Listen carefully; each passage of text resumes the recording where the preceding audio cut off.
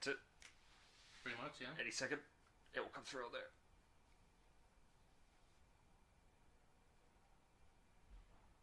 It's something else going on. I think we're good.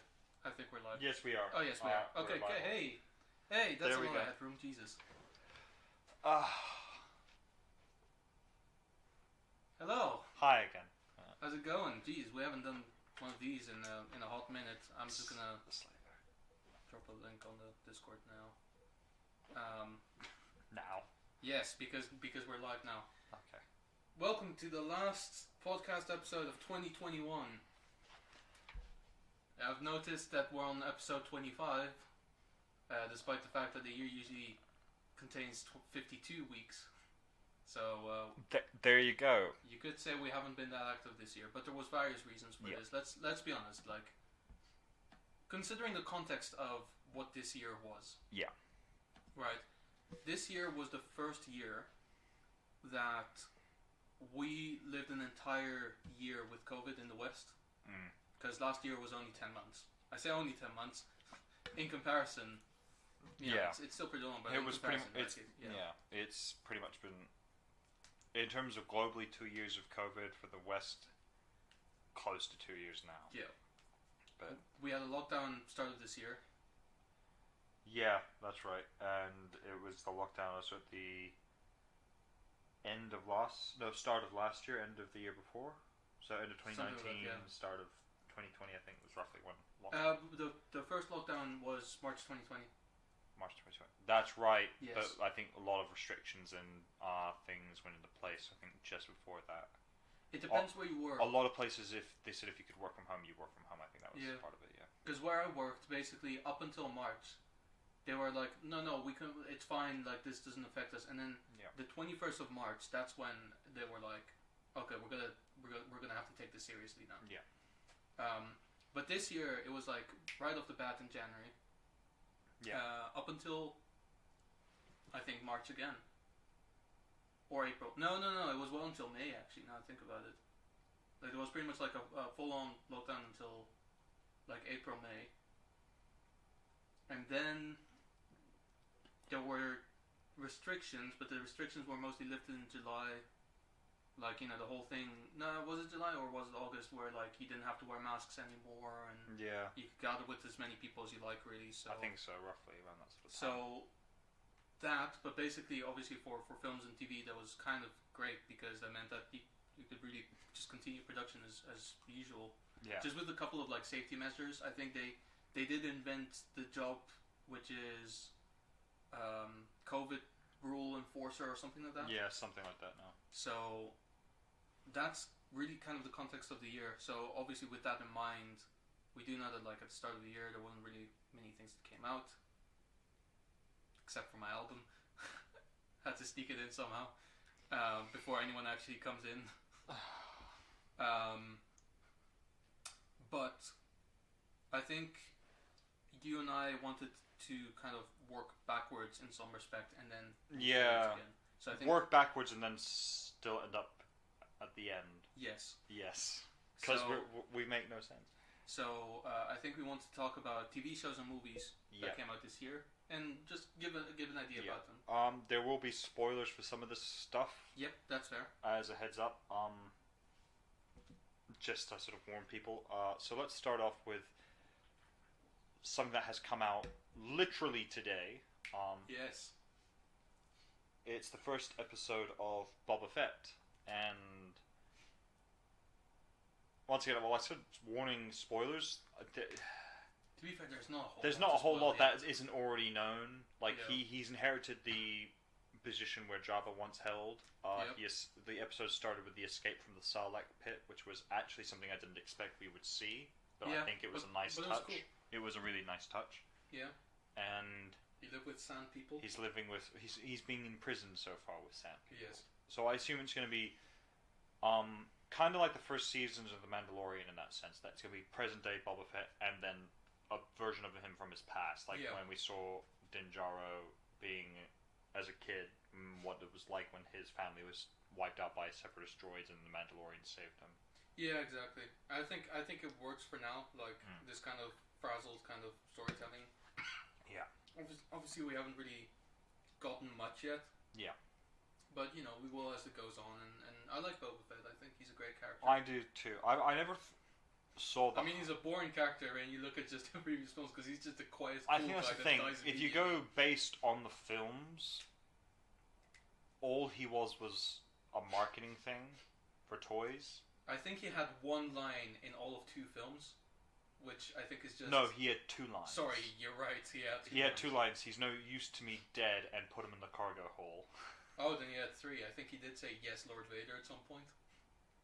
As you wish, he said. As you wish, yeah, Lord yeah, Vader. So he he had did. 3 lines across. And here's the point. Here's the best part. Buddies! Elio, welcome. Hello, Elio.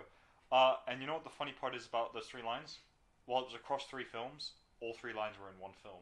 Yeah, that's true. That's the He best. didn't have any lines in Jedi. No, he did not. Actually, no, he had 1. Ah!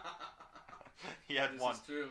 So, This just is to true. briefly catch up, Elio, we're talking about Boba Fett and the Yes. fact that episode 1's just come out. If you haven't seen it, you should watch it. It's Yeah, really just good. watch it. It's good. It's Uh, fun. I'm weirdly probably looking forward more to this than I am The Mandalorian now.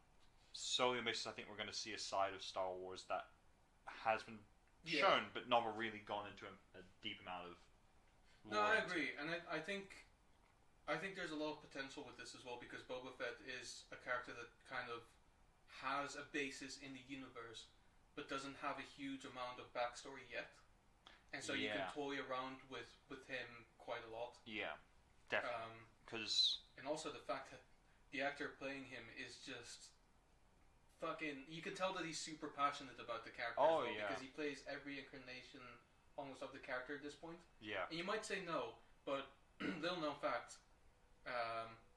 yeah, you're welcome. Little known fact is that obviously George Lucas likes to change films after they've come out. So for Yeah, of instance, course. you know, in Jedi, they've changed the original actor playing Anakin as a ghost yeah, to be Hayden Christensen. yeah. In Empire Strikes Back, in the newer versions, they have redubbed the original Boba Fett. That's right. I think that was pretty much like the only change, really, or one Oh of the no, they only. made a bunch of changes. Even to Empire, because I remember Oh, yeah. Empire was Basically, meant to be left Cloud untouched. City used to be mostly like white walls, Oh and then they made it like this kind of sky, which looks cool. Yeah. But I don't need it, so I watched, like, from all of these, I watched the despecialized editions usually. Yeah. Just because I want to appreciate them for what they were and not for what they've been turned Yeah, into. yeah. So, I if think- anyone asks, Han did shoot first. And this weird, like, head movement never happened. Yeah. Never. Okay. But yeah, I think Boba Fett's always been overrated until now, and it's just good. Yeah. I think. What was I going to say about the fact Boba that Fett is a type, though. he Like a is, type of character that has been tried, like, people tried to, like, recreate numerous times over the years. especially in Star Wars. Yeah. And they failed. Yeah, miserably. Every single time. Well, Like, I think... Django is probably the closest they got right, but even then, Django is no, literally but Django Boba was Fett. different. Yeah, Django was different in the sense that he was more of a central character who really, like, had something going for him. yeah, And then basically they kind of... Well, they killed him off pretty much immediately. yeah, Captain Phasma was her name? yeah. I think they tried to do a similar thing to her with Boba Yeah. Fett in a way, where it's like the cool kind of mysterious helmeted full body covered person that you don't know much about and then dies. Yeah. I don't know if I got the name right. No, it is Captain Phasma. Okay, well then I don't remember her very well because Sure.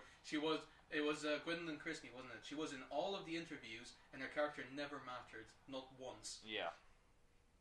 I think that's why I like Boba Fett as well, because the actor at the time didn't do any press material for the character. Because Yeah, he he was such such a background person. he Like, was no one such a cared. background character.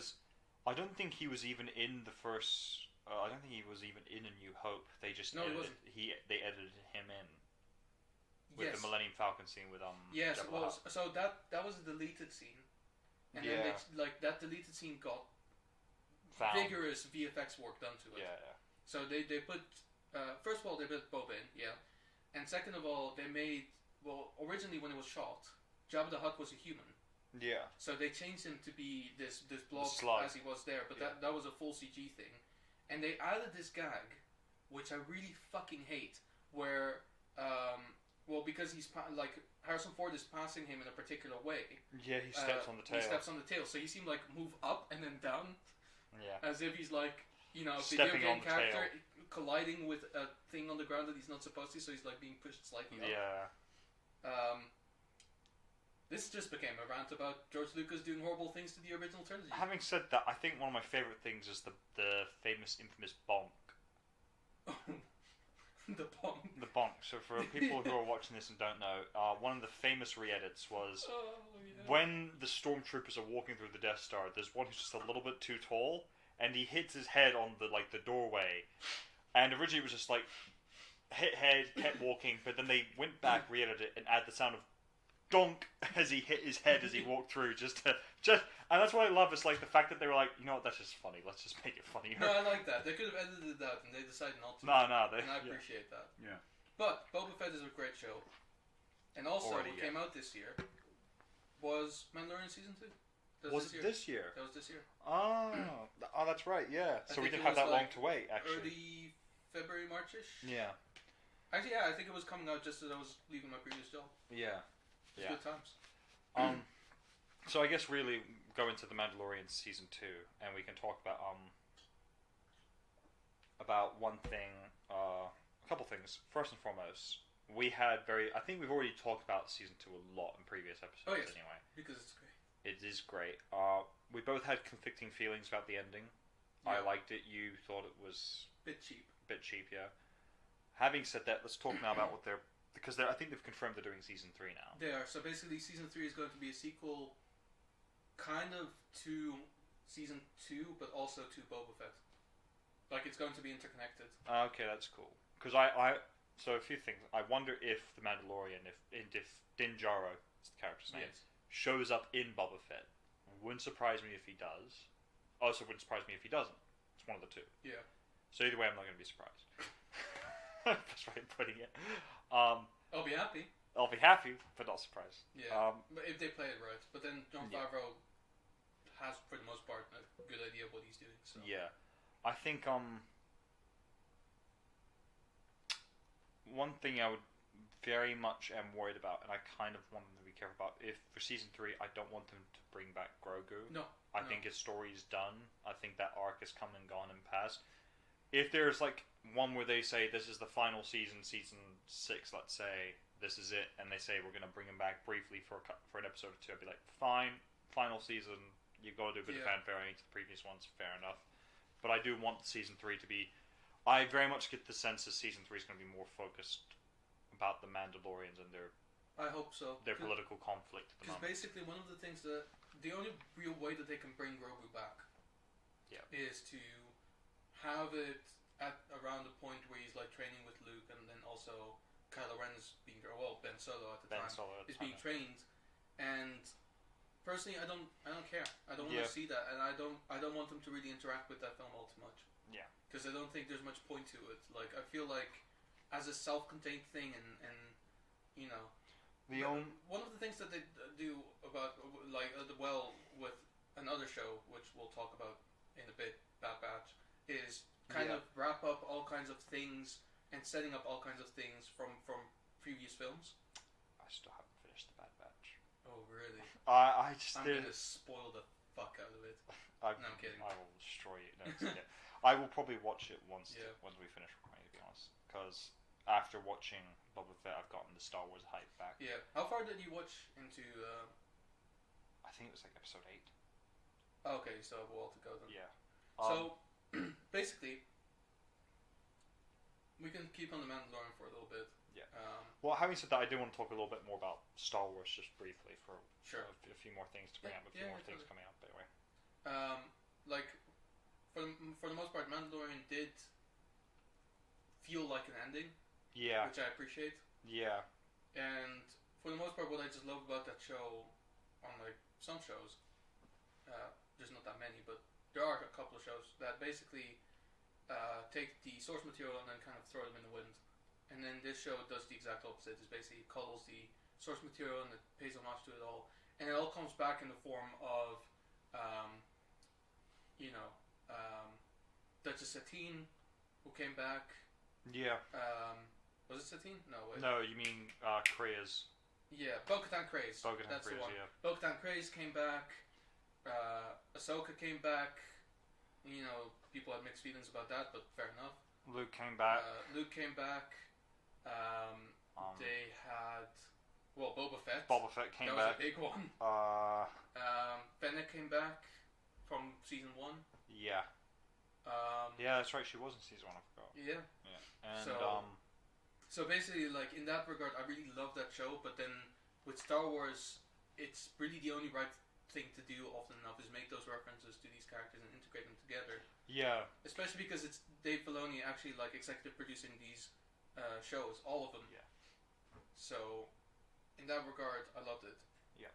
So I'm willing to go to Bad Batch now. Yeah. Food's almost here. Just yeah, we did order food. We should be transparent. This is probably podcast. This is part podcast, part mukbang, because it's the idea. And mukbangs are the trend at the moment. So actually, they were last year. We have missed the trends completely, which is why it's now a prime time to get on it. We're bringing it back. We are the post-irony. I mean the irony. Yeah. Maybe the post-irony. I don't know. I think people do things mostly after meta-irony.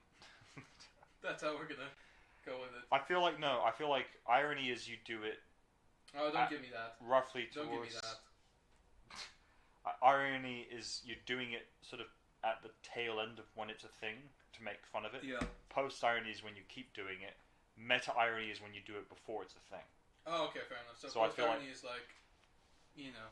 Yeah. Hungry now. Eat some. Yeah, go. We're gonna take a minute to set up. Join us in spirit. We're gonna take a minute to set things up. Go grab a bag of chips, cookies, ice cream. Oh, there it is. Whatever you need. So I can now talk freely about Bad Batch while he's. I can still hear you. I'm not gonna talk spoilers then, not too much. But Bad Batch, if you haven't seen it, is a follow-up to Star Wars: The Clone Wars. Honestly, it's like a season 8 to Star Wars: The Clone Wars. Really, it doesn't feel very dissimilar. It doesn't feel very new in that regard, but it does feel very good. It ties up a lot of ends from the prequel trilogy, and there's someone in the comments who deserves a quick block because that's we don't like that kind of weird languages.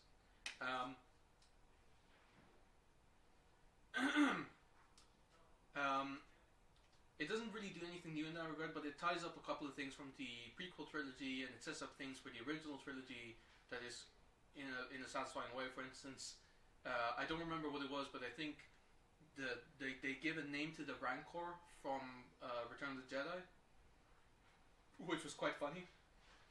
And yeah, overall, like if you like Fennec isn't as well. Honestly, if you like Star Wars, it's worth your time. It's very much worth your time because, actually, to be honest with you, with everything that's come out this year, it might be my favorite Star Wars thing of this year. What? Still, Bad Batch. Oh. Yeah, because I liked Mandalorian and I like the direction that Boba Fett has gone, but there's no. Boba Fett isn't going to be this year classification thing. Episode 1 has come out this year, but everything else is coming out. Yeah, it will count for next year, but. Bad Batch was just really good. It was. I say it's really good. It's really up my alley because I love the Clone Wars. Yeah, so, yeah. I think the thing is, we both had. I have to ask? Did season 7 of the Clone Wars come out this year? Or was I too only saw 3 episodes of the Bad Batch. Come on, man. There's just. So I'll get into this in a second, but there. No, it's fair. It's fair. It's my cup of tea. It might not be anyone else's. But like I said, did season 7 of the Clone Wars come out this year? Or was it last year? Last year. Okay. I think it came out. I remember because it came out. I think the finale came out on the 4th of May. That's mine. Which was Star Wars Day. I think that's yours.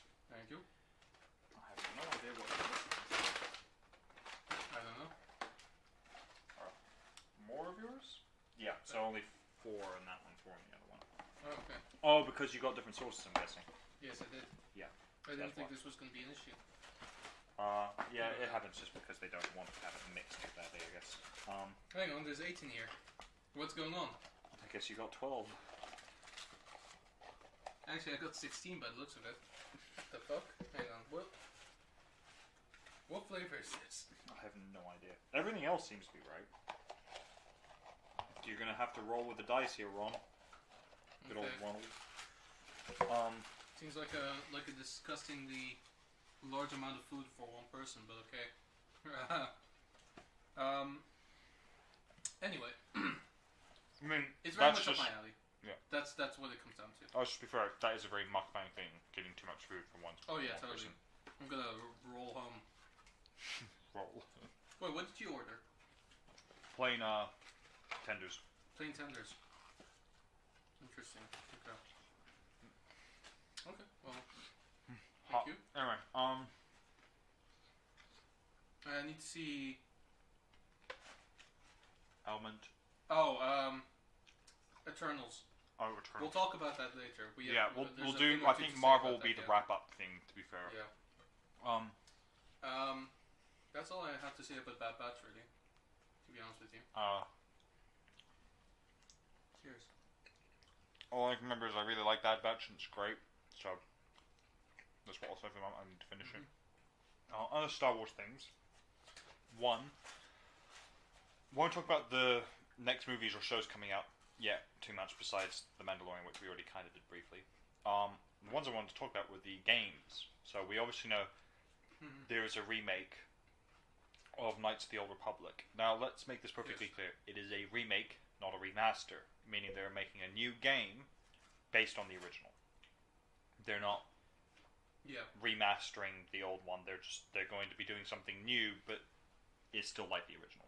That's probably the best way of putting it. I think a lot of people are getting confused or are misleading themselves, thinking, "Oh, it's going to be a great remaster." It's like it's not going to be the same game. It is going to be very different in certain parts. I expect it to be very different because it's supposed to be. It's going to be made for new next-gen consoles. Yeah, and the original version doesn't gel well with consoles. Just the way of playing doesn't suit the controller in any way. Yeah. Part of me thinks, gameplay-wise, it might be similar to Jedi Fallen Order. But it also might not be. Who knows? The other one I wanted to talk about was the new Star Wars game. More like Mass Effect, to be honest with you. Game trailer. Which one was it called? There was a new Eclipse. Eclipse. That's the one. I thought it was Eclipse. Just wanted to be sure. It didn't really give much away, though. It didn't give much away. I am intrigued, but I think that's the most I can kind of say about it at this moment. Yeah. It's not going to work. Oh, it's because I'm standing on the thing. Could you just unplug it then and pass it over here? Yeah, it's pretty long. Look. We know what we're doing. No, we don't. We've done this before. It's the great lie of the film industry to pretend you know what you're doing. The art of directing. Convincing, conning people into believing you know what you're doing. The art of producing. Conning people into giving that person who's conning everyone else to believing that he knows what he's doing and giving him money. Right. That's all I'm asking for. So, I found out some info about Eclipse, though. It's set during the High Republic era. I like that. And, I can kind of guess that because Yoda was briefly in the trailer. The aliens we saw at the end, I think, are meant to be the antagonists. We are pros, thank you. Yeah. And from what I can gather, it's just, I think it's going to be an RPG, possibly open world style game, or it will be like Jedi Fallen Order in the sense that it will be still an RPG, but more mission based and area based focused. Yeah. Which I'm happy with. Yeah. But yeah, I think that's the most we can talk about Star Wars at the moment. Not much else to talk about that we haven't already talked about. Like the Ahsoka series, I think we briefly talked about. There's been a bunch announced, but not enough really said. No trailers or anything yet. Yeah. Oh wait, I remember there was. I think there was actually. Star Wars Visions. I remember now. I haven't watched that, so. Don't watch it. Yeah, I have. This is me saying, don't watch it. It's fucking. I think I liked the first episode. Yeah. That's it. And here's the thing. So if you don't know what it is, Star Wars Visions was this initiative by Disney to basically go to a bunch of different anime studios and just say, hey, Star Wars, do something with that. Honestly, I don't think it went well. No. I think a lot of the stories made no sense and really just shat on the Star Wars canon. I think if you're very much into anime, then yeah, there might be something there for you because some of the art is very much like shows that people like, but the problem is that a lot of the show, it's an anthology series, so they didn't all connect. Yeah. But a lot of the episodes took place during the Galactic Empire era. And still, there was like a bunch of like Jedi stories and everything, and I didn't think it needed it at all. One of the most mind blowing things to me was because I'm a savage. I watch it dubbed. Alright, I don't like to watch people speaking in a language that I don't understand when it's just easily transferable. The voice cast on some of these episodes was fucking nuts. Right? I think in the second episode. I'm saying this off the top of my head because I don't remember it very well, but the second episode was the one where they're like all in a band, and like the main guy in the band was voiced by Joseph Gordon-Levitt. Oh, okay, yeah. And then there's an episode with like a brother and his evil sister, and the brother was voiced by Neil Patrick Harris, and the sister was voiced by her name escapes me.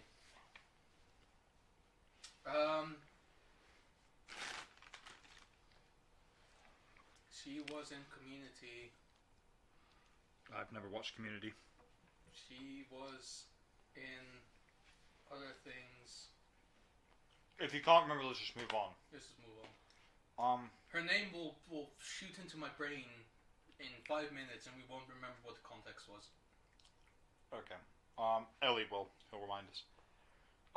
Having said that, there is one other announcement that was for Star Wars that they announced, and I wasn't sure if this is a rumor, if it's true, or if it's just some fans speculating or talking about it, or just someone lying, that they were possibly doing a sequel trilogy to the sequel for Star Wars. I think that's rumors. I think it's rumors too, and because there's a lot of trilogies promised right now. Yeah, and if you think fair, I think Disney's kind of done with the Skywalker saga now. They're trying to move on to. They have to be. Yeah. They have to be because they literally killed the last Skywalker as well. Fuck this whole bullshit of Rey saying I'm Rey Skywalker and that Ben was the last Skywalker and they killed him off. At some point you just need to let it go. Yeah. Like, I'm sorry, the Skywalkers as a family are not the most important characters in this universe. Nah, they're really not. Like maybe 2 of them, and that's it. Yeah. But that's the thing. I think Star Wars is not Game of Thrones. It's not about some royal lineage. Alison Brie, that's the one. There we go. Sorry, I felt like this was really important. Okay, sure. I've never heard of her. Have you? She's nice. Sure. She's been in things. Sure. She was in Disaster Artist. Okay, cool. Mm-hmm. But whatever, man. Yeah. Whatever. Sorry, you were saying. But yeah, I think. Do you think the Jon Favreau trilogy is going to happen? I think he's pretty satisfied with his Disney Plus series at this point. I don't think he'd be interested in doing a trilogy. What about the? Because there were 2 other trilogies that might never happen. Mm-hmm. One of them was the Rian Johnson one, which I don't think is going to happen now. Yeah, I think it's too late now. They've been in development for so long, it's probably petered out now. What about the Game of Thrones guys? Oh, they were sacked. Not surprising. Yeah.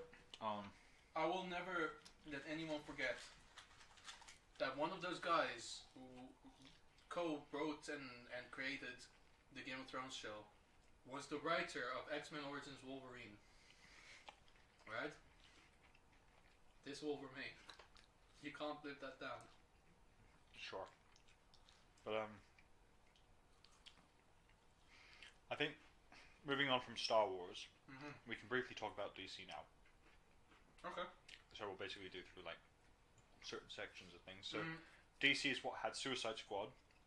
Well, that's film. But also just in general like news because it's a recap of the year. Okay, yeah, okay. So let's do that. So we had Titans season 3. Titans season 3.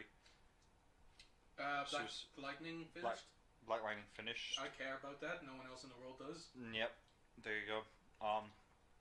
Like I said, Suicide Squad, Snyder Cut, which I think we've already talked about at length, so it doesn't need reiterating. Save 4 hours. Young Justice. Yes, sir. And Superman and Lois. Yeah, and then there were, I think, a couple of animated ones. Yeah. Like, the Injustice film. Yeah. Man of Tomorrow, was that this year or was it last year? I think that was last year. I think the Justice League or Justice Society. Yeah, World War II. Yeah. That one's good.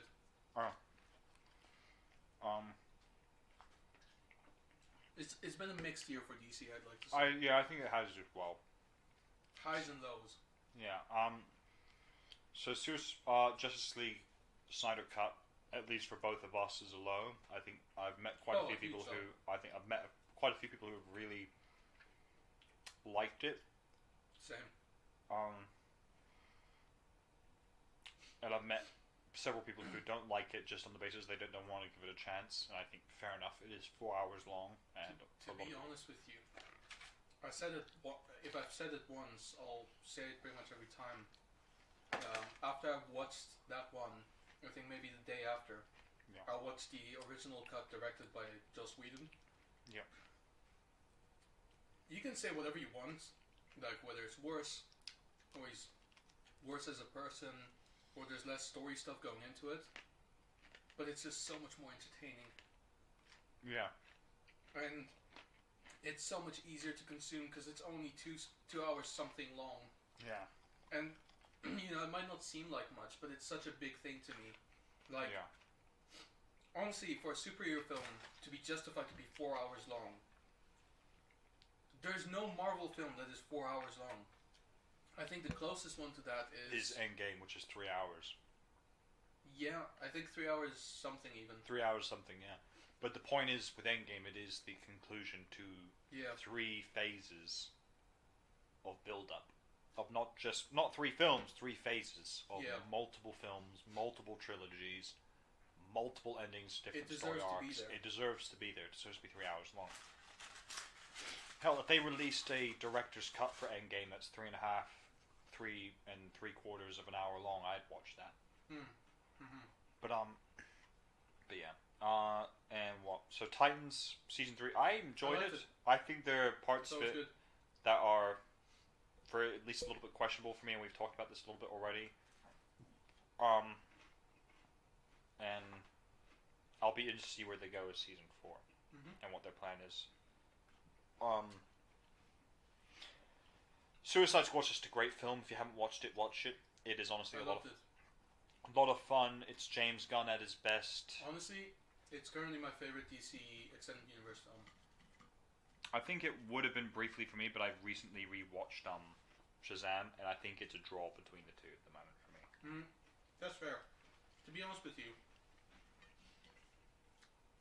they're different enough to the point where that is 100% fair. Yeah. Because one of them is a very, very vulgar comedy. Yeah. The other one is a very clean comedy. One is about being forced into a family that you don't want to be in, where everyone is horrible. And the other one is being forced into a family where everyone is nice. Actually really nice. Yeah, I was about to say, you're still forced into a family. And one is where you're reluctantly agreeing to be part of that family. The other is you realizing you want to be part of that family. Yeah. But yeah, either way, both films are a lot of fun. They're really good. But Suicide Squad, I mean, Suicide Squad had a lot of hype riding into it. Yeah. Because it is a franchise that can be made fun if it isn't David S. Goyer directing. Yeah. Because he fucking... Or was it David Ayer? David Ayer. Confused him. David Ayer. I think it was Goyer who wrote it. Yeah. It wasn't a good film. I'll be honest, Consequent Films featuring Harley Quinn, which was just the one, is honestly forgettable. To the point where I genuinely forget sometimes that Birds of Prey exists. Yeah. Yeah, I have a lot of issues with Birds of Prey. I think the thing is, as a film, it's actually fine. and it is entertaining at points, but it doesn't realize that it wants to be a Harley Quinn film, not a Birds of Prey film. Yeah. And it forces the wrong things down people's throats, like the other members of the Birds of Prey. It was better off just being a Harley Quinn movie. Well, yeah, and the problem was that I didn't actually really like any of the characters in it. That might be harsh, but I stand behind it. Maybe Black Mask. Yeah, I just like Ian That's McGregor. about it. I like Ian McGregor. And so because of it as well, like because of Suicide Squad and because of Birds of Prey, I started getting really tired of Harley Quinn. Started to slowly dislike her as a character, thinking that like what is being done to her was essentially the same as was being done to Batman, which is overrepresent him in a particular way to the point where I just get bored of him and don't really care about her actually, and I just don't care about her anymore. Yeah. And then this Suicide Squad comes back, it fixes that like right away. Yeah. Having said that, the Harley Quinn animated show also kind of did that. Yeah. But not quite to the extent that the Suicide Squad did that. That was a TV show that I think the last season of that show came out last year, so I don't think it counts for this. I think the thing is, what I like about Suicide, like Harley as a character, is a great supporting character. Mm-hmm. I think she, like for example, if they were to do a Gotham Sirens movie or show about her, Ivy, and Catwoman, it could be great, but you have to remember as well, it's not her show, it's all three of them, and all three of them need to be represented in a brilliant way. You know, her is the crazed, goofy, funny one. Ivy is the sort of... Here's the thing, I would almost view, Selena would be the snarky, sassy one. Yeah. And Ivy would be the more weirdly clean-cut one. Not in the sense that she's a good person, but in the sense that she's more straightforward, I would think. Yeah, well, this is why the TV show, the animated show works. Yeah. Because there's a whole relationship between Harley and Ivy in that regard. Where Ivy's more to the mission and Harley's more about, like, her mission. Yeah. And yeah, Birds of Prey was a brain dead movie, and there was no satisfaction after watching it. It was just a very kind of whatever kind of film. Yeah. So... you know what it felt like? It felt like the filler episode in a series. Yeah. Where it's just there, and then when you rewatch it, you're like, oh, that's there. I forgot about that. Except that some people watched more than £10 to see it in the cinema. Yeah. And therefore you feel ripped off. And Yeah. rightfully so. Yeah. I think there was even an after credit sequence for Birds of Prey, or at least not a notable one. No. I will say the greatest thing that has let out of Suicide Squad, which I can't wait for, is Peacemaker. I want to see Peacemaker. Peacemaker's going to be I think it's going to be great. Yeah. To be honest, like, a lot of things about Suicide Squad were great as is. Mm. I mean, fucking King Shark, Sylvester Stallone. I loved it. Honestly, that was great. Polka Dot Man was great. Yeah. Ratcatcher 2 was great. Especially because, honestly, like, because initially the whole idea of like a gender swapped character is always a bit scary. Yeah. But just a justification of like, oh, her dad was Ratcatcher 1. And not only that, but like, you know, the genuine love that she had for her dad. Yeah, and the genuine love she has for everyone else. Like she... Because I don't know if you've noticed this, but like a lot of female characters these days in films, they have a very strained relationship with their parents. Yeah. And so to see this was... refreshing. It was. It was very refreshing. Yeah. Yeah, because I think that's the thing. A lot of shows try to build strong female characters that are kick-ass and badass and don't need nobody or no man specifically and whatever. And yeah, whole little sassy finger snap. But then you build this character who's like, no, she needed her father, and now she's lost him. And she has to find a way to move past that. I think that was the... Right, I think, honestly, looking back at Suicide Squad, Ratcatcher is probably my favorite character in that film. Oh, yeah, I agree. I think it's been one of the only films this year that made me tear up. Yeah. Which is the scene that she's, like, releasing the rats at the end. Yeah. And then she's, like, sitting at the top of this Portuguese building or whatever. And her father's Spanish, I don't actually remember. Portuguese, yeah. And with her father and having that heart-to-heart moment, for some reason I felt very emotional about that. Yeah. Like it was that good. I think, interestingly, films and shows have weirdly, not all the time, but have weirdly gotten better making emotional scenes feel more emotional. Well, you know what it is? It's the James Gunn flavor thing. Yeah. It's the same reason that I find it very difficult not to feel choked up every time I start watching Guardians of the Galaxy and seeing his mom, like, dying from cancer. Yeah. It will get me every time. Yeah. Yeah. But yeah, Suicide Squad is just a great movie. Yeah. Can't praise it enough. Other things that come out Best this year. feeling ever. Yeah. Exactly. Other things that come out this year: Superman and Lois. Yep, love that. How I finished many? it. Actually. Oh, you finished it? Yeah. I binge watched it all of yesterday morning. What did you think in the end? I loved it. Yeah, genuinely, I think it's, in terms of shows, that's so. It is my favorite ongoing one now. Yeah, ongoing DC one or ongoing anything? DC. No, not ongoing one. Yeah. Having said that, there's a special place for that we're gonna get on. Yeah. You don't want to, but yeah. So sorry. Success movie, yeah. Yep. Superman and Lois is, so it's set within the CW universe essentially, but as a lot of people may or may not know, CW has gone to shit for quite a while now. It's not been a secret for the last sort of, let's say, 4 or 5 years. They've been pretty crap, maybe even slightly longer. What was the Crisis event, by the way? Was that Crisis on Infinite Earths? Was that last year? No, I think that was the year before. Can't have been that long. Either last year or the year before, I feel. It was one of the two. On the spot research right now. Here we go. But the first 2 seasons of Arrow were great. Third one was fine. You could watch it. First 2 seasons of Flash were okay. The third one was very much they have no idea who to make a villain except another speedster. Yep. So they just kept doing it. With Legend of Tomorrow, the first season was actually good. After that, I think it got pretty stale pretty quickly. Then what else was there? Supergirl, first season had some moments, but it was very clear that it was going to wear very thin very quickly because then it did. And it did, because they very much kept harping on about the fact that she was Supergirl. Which season was it? I think it was season 1, where basically Superman and Supergirl fought, and after that episode, or was it season 2?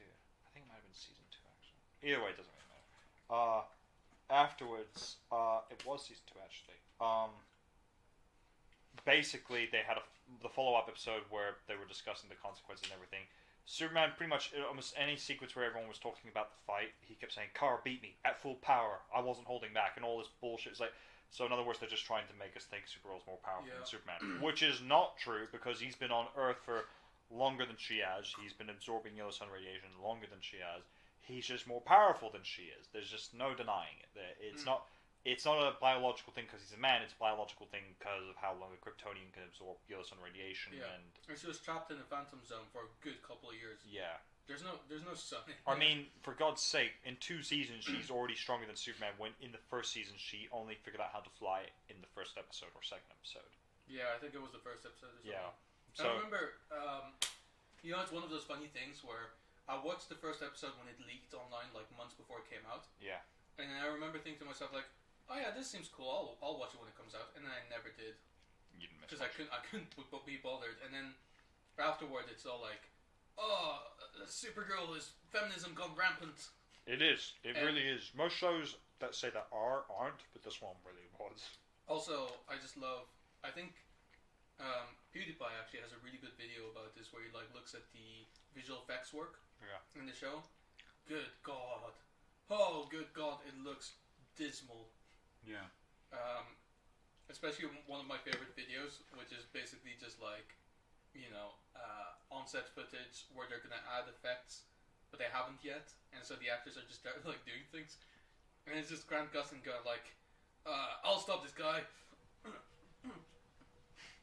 It didn't work, and then fucking what's her name just like does a little Melissa Benoist just does a little jump and then walks off. Oh yeah. It's so funny. Yeah, it is just remarkably unimpressive. But Superman, let's think. They did Superman dirty in the CW verse, but Superman and Lois has made up for it exponentially. They have made him a great character. Oh yeah. And in the end, people have been and we've talked about this at length. The people have been questioning how do you modernize Superman because he's this. You said the thing. I said the thing. You just give him a couple kids, make him a dad, and there you go. That's the success. Superman is a modern, relevant. Oh, sorry, Davis. Sitting on you. So. Sat on your bear. Oh, he doesn't know. There he is. Our guest for tonight. We don't check our guests usually, so they can get a little bit. Oh, hello. I just don't like that I sat on them. Don't you go eat my wings? Actually, no, you can eat my wings. I don't care. It's Jesus Christ, there's sauce in there. He's fucking. It's fucking Yogi Bear over here. Yogi Bear eating my picnic baskets. Hey yo, boo boo, you gonna eat that picnic basket? David's stick now. But anyway, yeah. I will say one of my favorite trends in any DC live action show at this point, weirdly except Superman and Lois, is in every show, and this includes Titans, every action sequence feels like something out of the Power Rangers. Yeah. With the whole, and then the weird, pointless flip that means nothing. It has me going, you just exerted energy for no reason. I usually love it though. I do too, and weirdly, here's the thing: I loathe it in the CW universe because it's not just the action sequences are Power Rangers; it's all Power Rangers, and not good Power Rangers at that. No, but like for instance, whereas with Titans, it's Power Rangers, but also done in a different way. That makes it interesting. Basically, this is why I love Black Lightning, is because he doesn't really do flips. Yeah, I mean, but it's still camp. But basically, like if he walks in somewhere, he literally he moves like an action figure, like from the waist, kind of like zap, zap. Oh yeah, the classic. Yeah, zap, zap, zap, that kind of thing, and it's just so fun to watch. And because of it, and I feel like with Titans they've done a similar thing. They have. I mean, it's more obviously it's more like dynamic. They do have the flips and everything. They have the fancy moves and everything, but the camp of it is there, and I really really like that. Superman and Lois doesn't have this. No, but that's okay. It is because it's meant to be more grounded. I think in that sense. Dancing with the Stars heroes. The other thing, I think, actually part of it is as well for me, like in terms of the way they do the action sequences, is the fact that in Titans, I can forgive it for certain characters. Like Nightwing, I'm like, okay, that's what Nightwing does. Even in the comics, he is very flamboyant in the way he fights in a weird way. Because he's Robin. He's Robin, and he was an acrobat. Whereas, when you see Beast Boy doing flips in karate, I'm like, isn't this the kid that can turn into animals? I guess they don't have it in the budget for whatever reason. To be fair, this is one of the things that conflicts me about the show a little bit. Is why is Beast Boy getting Robin-like training? Yeah. And they're not teaching him how to hone his animalistic powers. No. I mean, I think it was only this season for the first time he actually turned into a different animal. Yeah. Literally, just one other animal. Yeah. So I think next season they're going to go into it a little bit more. Because maybe now they finally have the budget for it. I guess. I didn't know this was a budget issue, but okay, here we are. Or what? I assume that must be it. Or it's a special effects issue. Like, I can't see a reason why you wouldn't have him turn into more animals. I don't know. Yeah. Maybe the CG artists were too lazy to create. I assume that might actually be part of it, but who knows? Who knows? Who knows? I think my only note still about the Titans, and I think you can agree with me on this. Neither of us really like Starfire. No. And it's purely because they've just gotten Starfire's character so horribly wrong. I don't hate her anymore, but it's just like... It's just every time she's on screen, she's not Starfire. Well, yeah, so basically the biggest problem that I have with Titans is, I think we discussed it off stream before, because we haven't really talked about this on stream since it came out. Yeah. Titans is in a decent place right now, since Season 2, because they're doing a lot of things good. However, it's still built on the basis of Season 1, which frankly wasn't very good. Yeah. Because Season 1 was meant to be this dark and gritty kind of version of these characters. It was supposed to be like, more urban and more gritty. And they're making these characters a little bit more hopeful now, especially with the inclusion of Superboy and Crypto. Yeah. And even Wonder Girls in Season 2 when they true. Season 1 or Season 2 when Season 2, yeah. But honestly, like with everything else, there's still the needless amount of swearing. Yeah. And, like, I'll be honest, I don't mind swearing in shows usually. Yeah. But they are really, they're just. I think stopping. It's more they're writing in swear words because this will make it edgy. Yeah, but I don't know. I don't want edgy. Yeah, here's the thing. I think for certain characters, a lot of swearing like Red Hood is a character I can see swearing a lot because he's a violent, angry, hateful kind of character. Superboy and Beast Boy, not so much. I can't see them swearing. Nightwing, maybe the odd thing here and there, but that would be it. Like maybe one swear word as a more like "damn it, he got away" kind of thing, or "shit, he got away." But not much beyond that. Every time Jason Todd said "fuck the Joker," I cringed a little bit. Yeah.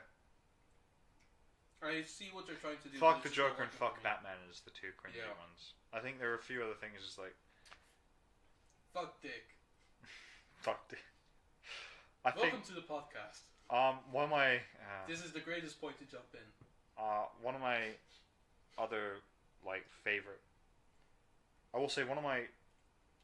And I liked this part of Titans because I found it quite amusing. Is when Dick, Bruce, and Barbara are all sitting around reminiscing about old times. Yeah. And they're talking about Jason when he was Robin.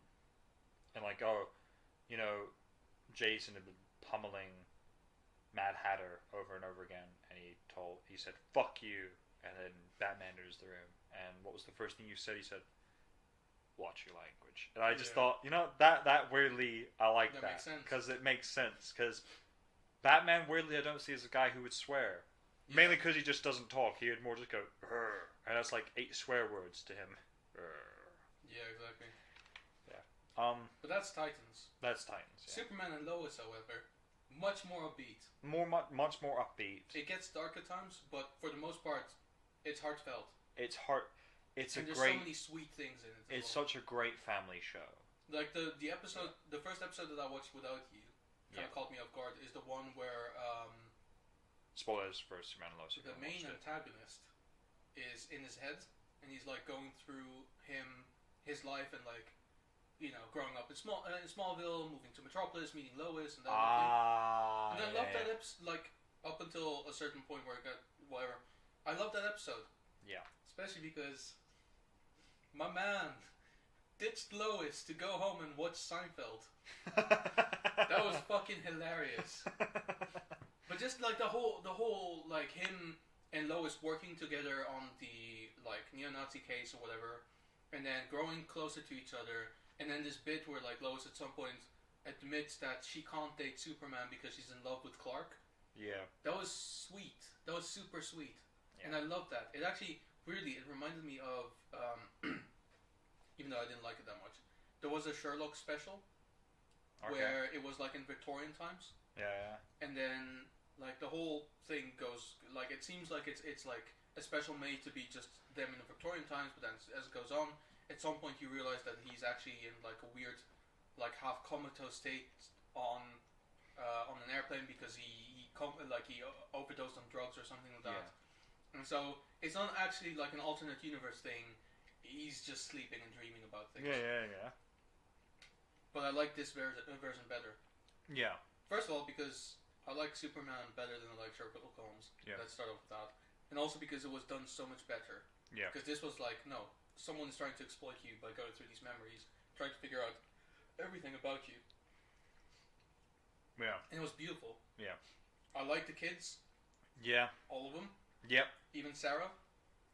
She's not an interesting enough character for me to really go, I love her, but I like her. But she's a likable character. She's a likable character. I think that's the thing. All the kids' problems are kids' problems, but they're understandable problems and relatable in many ways, I think. For each particular one. I think Jonathan's relatable in the senses of moving from one place to another, having to start fresh when you already had a very good basis where you were before, and losing all of that. Mm-hmm. Jordan is great because no matter where he goes, he can't fit in, but now he's finally trying to fit in, and he's still struggling with who he is and discovering himself more and more. Sarah's great in the home problems and not understanding them, how to deal with them, but rightfully at times being pessimistic, but also can be very forgiving. Mm-hmm. I think, which is another great sign about all the characters are just wonderful. Yeah. What do you think the next child is going to be like in the next season? She's going to be an interesting one. I don't know. It's going to be an interesting one. Yeah. I wonder if she's going to be the villain. Interesting. Because she might think that Superman is still evil. Yeah, and the John Henry that she's found isn't real. Yeah, isn't hers. Yeah. Yeah. That's very true. That will be interesting. Yeah. But we'll see. We'll see. I like the villain for this one. I mean, spoiler alert, he's a Kryptonian. I don't think that gives away too much. No, not really. A lot more. Yeah, but that's the thing. Like, I think the refreshing thing is it wasn't Zod. Well, Zod was in the show. He was, but he wasn't the main antagonist. No. Which was refreshing. He was satisfyingly defeated. Yeah. What I do think is that for a lot of people, it is the kind of thing where you need to have Superman go up against Kryptonians, because a lot of people are kind of thinking, well, how do you make Superman interesting? By giving him something that isn't easily overcome. Okay, so it has to be someone as powerful as he is. Yeah. In the terms of strength. It doesn't have to be. Honestly, in the direction that they went initially with John Henry, or Steel, which it was never called in the show, but let's be honest, he's probably going to be called. I would have liked that plenty. Yeah. Like where he would build kryptonite weapons and threaten his family and stuff like that. I think it would have still been really interesting. Yeah. And the way they went with Morgan Edge, being this sinister force that's moving over Smallville and exploiting the people that are there. Yeah. There was something interesting going on there. They didn't have to go the Kryptonian route. Yeah. But I didn't mind it. No. I think the thing is, they went to different places with the... I mean, not different, but they went to... They told the same story, but in a new way, because the essence of the fact that it's not just Superman dealing with it now, it's his family. Mm-hmm. And how he has to handle that situation as well. From what I've heard about Season 2, it's going to handle more of the dynamic between Superman and the government. And how their relationship is very strenuous. Essentially the US telling him, you need to work for us, and him going, I don't work for you. Which I think is going to be interesting on the sense that I think it's a very interesting topic to talk about how Superman isn't America's hero anymore. Mm-hmm. He's the world's hero. And given it's the country he lives in, how would they handle that? Not being able to control the most powerful man on the planet. Do you think there's going to be more crossover? We had only one crossover character, I think, this season, which was John Diggle. Yeah. Which was fun. Yeah. Felt a bit pointless in Superman and Lois, I'm not gonna lie. I didn't get any, there wasn't really a reason for him to be there, but I think it was just he was around on set. I didn't get any real hype from him being there, if I'm honest. I literally was like, oh, hey, there he is. Oh, hey, there he is.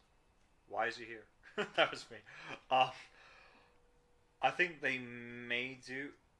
Supergirl's coming to an end, so I suspect that Supergirl might feature in Superman and Lois for a couple episodes. I think that would be interesting though to see her dynamic with the boys, with their sons specifically. Essentially as Auntie Kara. Yeah. I will say, by the way, the one time that a crossover almost happened in Black Lightning, everyone got shafted. Yeah. So, just because there could be one doesn't mean that there will be one. Yeah. I will say this. I expect they'll do... I don't know why, but I feel like they're coming to an end with the crossover stuff. Because no one is enjoying it?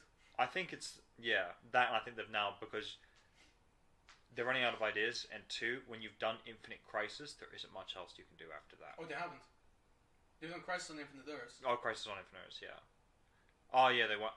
I guess then they won't be doing Infinite Crisis, because Crisis on Infinite Earths is not the same story, but it's similar enough. So I think they're... And also it sucked. Yeah. So I think they've wrapped up the crossover stuff. They may have the odd cameos of certain characters here and there, but that perhaps. But yeah. That's really enough about these. Is there anything left for DC? Well, Injustice, but there's not much to say about that. I haven't even seen it yet. Honestly, I frankly can't be bothered. If you've played the games, singular, because it's only really based on the first game. If you've played the game and you've read the Hey Ross, how's it going, man? How dare you say that to a Jew? Well, no. How dare you say that to a Jew? What the hell? That's why. You're coming up faster. Yeah. Also, we started an hour ago, but so it's all good. But anyway, we're not shaming anyone here. If you've played the game, just a word, but I wanted to drop by. Oh, thanks, man. Thanks, man. That means we a lot. Appreciate that. Yeah, we appreciate it. Hope work is going well. Yep. And hope you get some time off soon. Yeah. And if we don't get to speak to you at any point again, Happy New Year. Happy New Year. Anyway, if you've played the game and if you've read the comic books, you've had the more superior version of the story. I agree. The comic books and the games, they coincide beautifully. Like there's no it's very seamless. Yeah, there's no contradiction or anything. It all fits together. The film is different in so many ways. Thanks, man. It's very different in also many ways. They've changed a couple of things around, and they've essentially left no room for a sequel. Which is fine because I don't want one. Yeah, I think really that's the one thing I can appreciate about this. Understand is like we're not going to do a sequel for this. I think it very much felt like we're doing this because fans have wanted us to, and we've done it. So now we're moving on to do our own things, like the whole new animated universe. I think they're trying to do. With Superman, Man of Tomorrow, and Justice Society World War II. I don't think the fans wanted it, to be honest with you. I think they just saw it as an easy cash grab. That is what I think some fans have wanted an Injustice movie. Yeah, but not this. No. And also, the animation was off, but the art was really bad. I didn't like it at all. Yeah. The voice acting was off. Yeah. It doesn't look like they really put any effort into it. Yeah. It felt like a placeholder for a different film. Yeah. Probably saw Justice Society World War II, which was actually a pretty fun film. It was. Don't remember much of it that well, but it was a really fun film. Yeah, I think I'm gathering just from that alone that that's the next step. That's going to be the next animated universe because at the very end when Flash and Superman are like, hey, we should build a team of our own. I'm like, okay, so this is the direction they're going. And I think Batman The Long Halloween is set within the same universe. That is also set within the same universe, isn't it? I think that was this year as well, wasn't it? Yeah. I like them. I haven't seen either of them yet. I will eventually. With Jensen Ackles as Batman. That's right. Yeah, he moved up from Jason Todd to Batman. Yeah. Because he didn't come back as Jason Todd in the previous thing. That was the guy who voices Phineas on Phineas and Ferb. Okay. Yeah, it worked. Yeah. He wasn't that bad. It's just a weird move. It was also it was Troy Baker as Joker. That was good. He's dropping the ball a little bit lately on that. But it was good. It was two full films. Yeah. They were both pretty good. What else? Yeah. Young Justice so far. I think it's 12 episodes. It's technically 13 episodes in, but we haven't watched the 13th one yet. It hasn't come out where we are yet. No, but it's good so far. Different, very different from the last few seasons, but very good. It's been good. Yeah, I've been enjoying it. But other than that, have you watched the new trailer for the new Batman? I have. Looks cool. It looks a lot. It's a lot better than the previous trailer, I will say. Yeah, the trailer is actually good. That's new. Yeah. Because the previous trailers, I'll be honest, the footage looks cool, but the trailers themselves weren't done very well. I mean, the issues I had with the previous trailers, it felt like 3 different trailers cut together. Yeah. Which I know what you mean. I didn't like. I felt like, given the music and the beats, I think you could have done 3 different trailers that were very, very good based on them. But yeah, I'm looking forward to the Batman. It looks good. Batman: Soul of the Dragon was this year. I haven't watched that. That was actually pretty decent. I haven't watched that. Honestly, I will watch it eventually. I'll watch a lot of these films eventually. Honestly, so it's called Batman. Yeah. But it's not really about Batman that much. Like he's in it and he's a supporting character more than anything. Okay. Set in the 70s. Of course. And it's about I don't remember like the names of the characters, but basically it's about like at some point he was in Tibet and he was like training the martial arts there. Yeah. I don't know if it was Tibet or Nepal or whatever. Wherever. Should probably not get them confused. Because of the very frail political tension. I mean, no one watching this gives a shit, but okay. Not particularly, no. But Bron Steiger's in it, and he's voiced by the guy who played Black Dynamite. So it feels exactly like that as well, where it's like just Batman and Black Dynamite just fighting together, and it's fucking cool. It's full of like, kind of like. Then the camera just died. Yes, it did. Okay. Let me sort that out real quick. That's okay. While we pause this brief moment in the footage, we are proud to bring. Do you need me to take the camera off the tripod? No, that's fine. Sure. You're ruining my shot. Hey, fuck you, buddy. Okay. I'm fixing the problem here. Hey, I'm working here. I'm fixing here. Got the battery going into the camera. For some reason, we're some stereotypical New Yorker all of a sudden. I'm working here.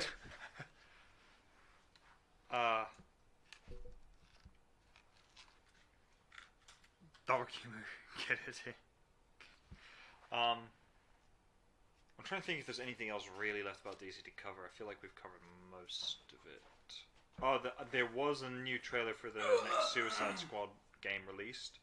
Yeah, but it doesn't reveal much other than a little bit of gameplay, and even then, I mean, I'll give it a chance, solely on the basis that a game I didn't think would be very good this year is probably one of my favorite games of the year, which we'll talk about later when we get to Marvel. I've kind of given away which game it is, because there isn't much else.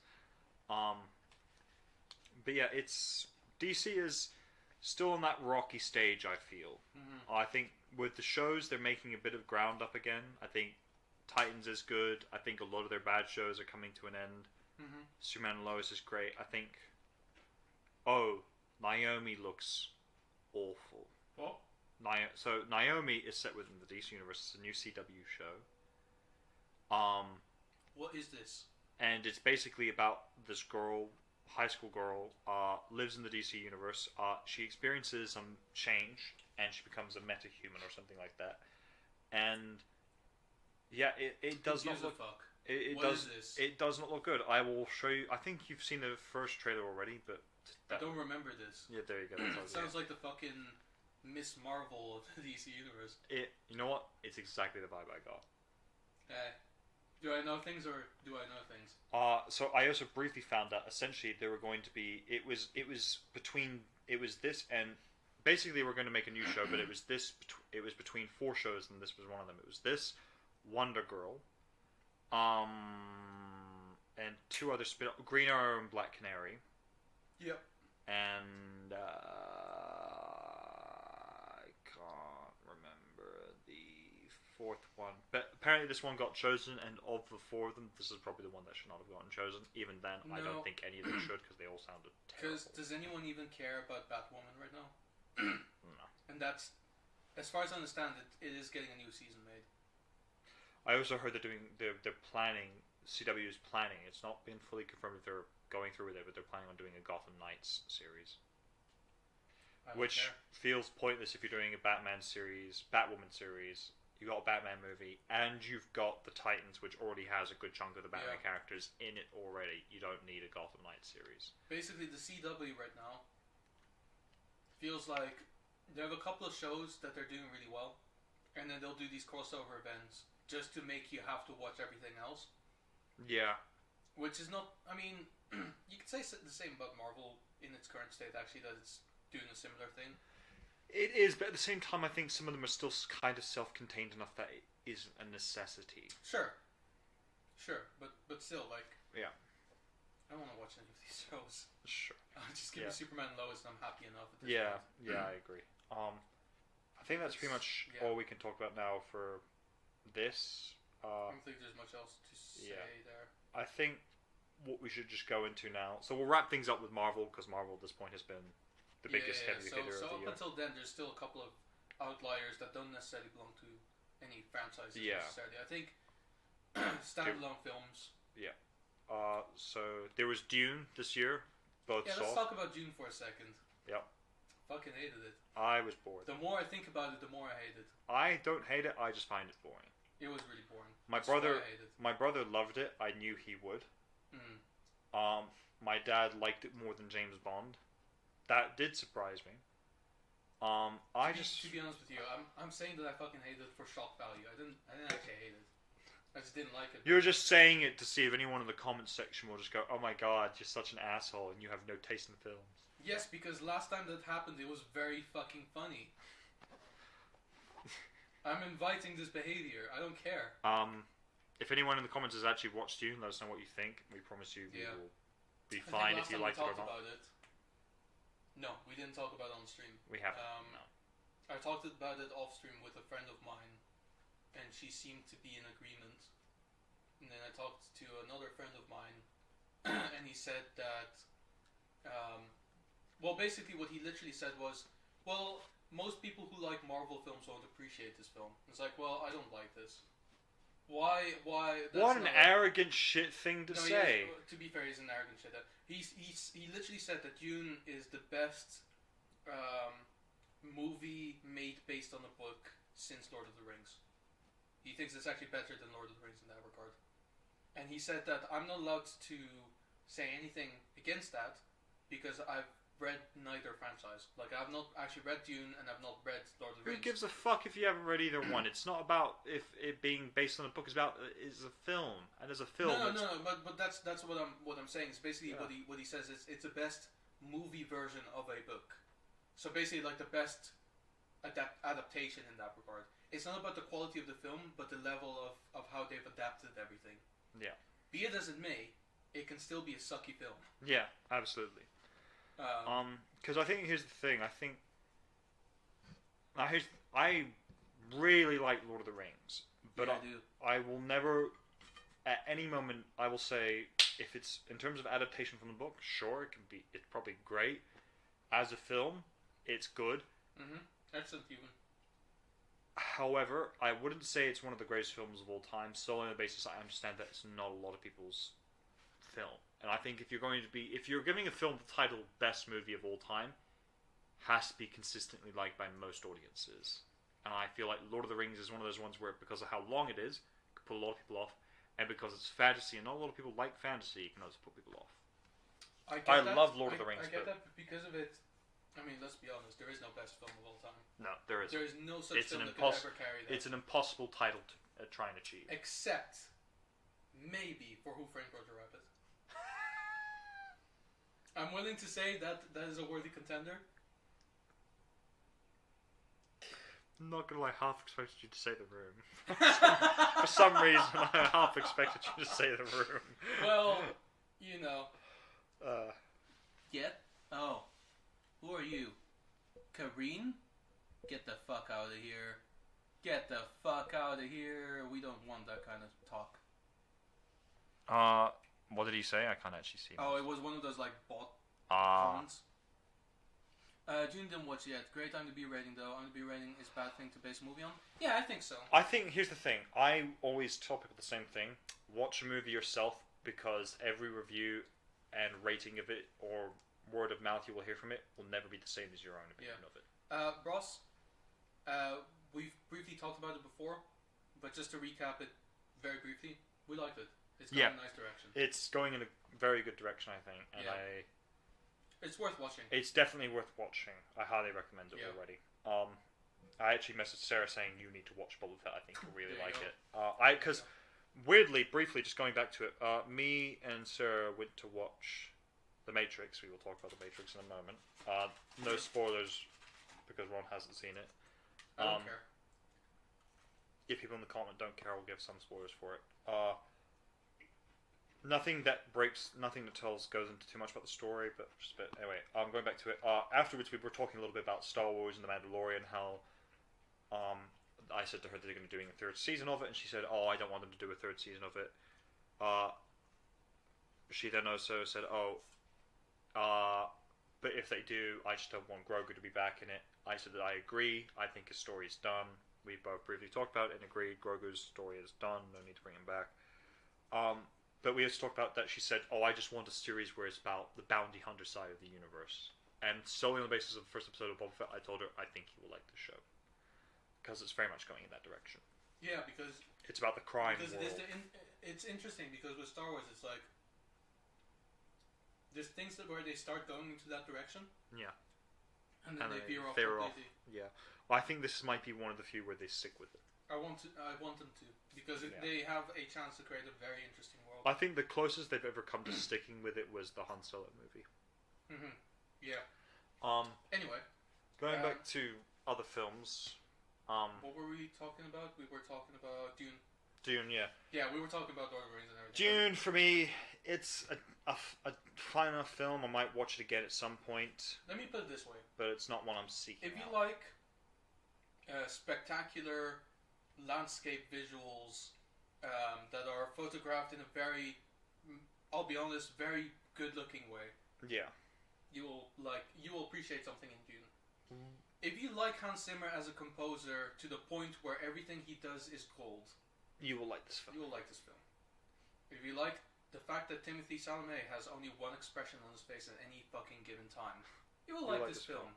If you enjoy seeing a big ensemble cast of people who, historically, I can't really put them together, but it still kind of works, like Jason Momoa, Oscar Isaac, Josh Brolin, so on. You can probably appreciate something about this film, especially Jason Momoa in this film was fucking great. He was probably the highlight. He was the highlight for me. Zendaya is actually barely in this movie, funnily enough, despite the fact that she's which is one of the big marketing points of this film. They do hype her up slightly too much, and also it ends on a very dissatisfying note. It really does end on a bit of a dissatisfying note. I got a text from Sony. From Sony. Oh, is this a cease and desist? Oh, no. What's going on? I assume I think I know what this is about.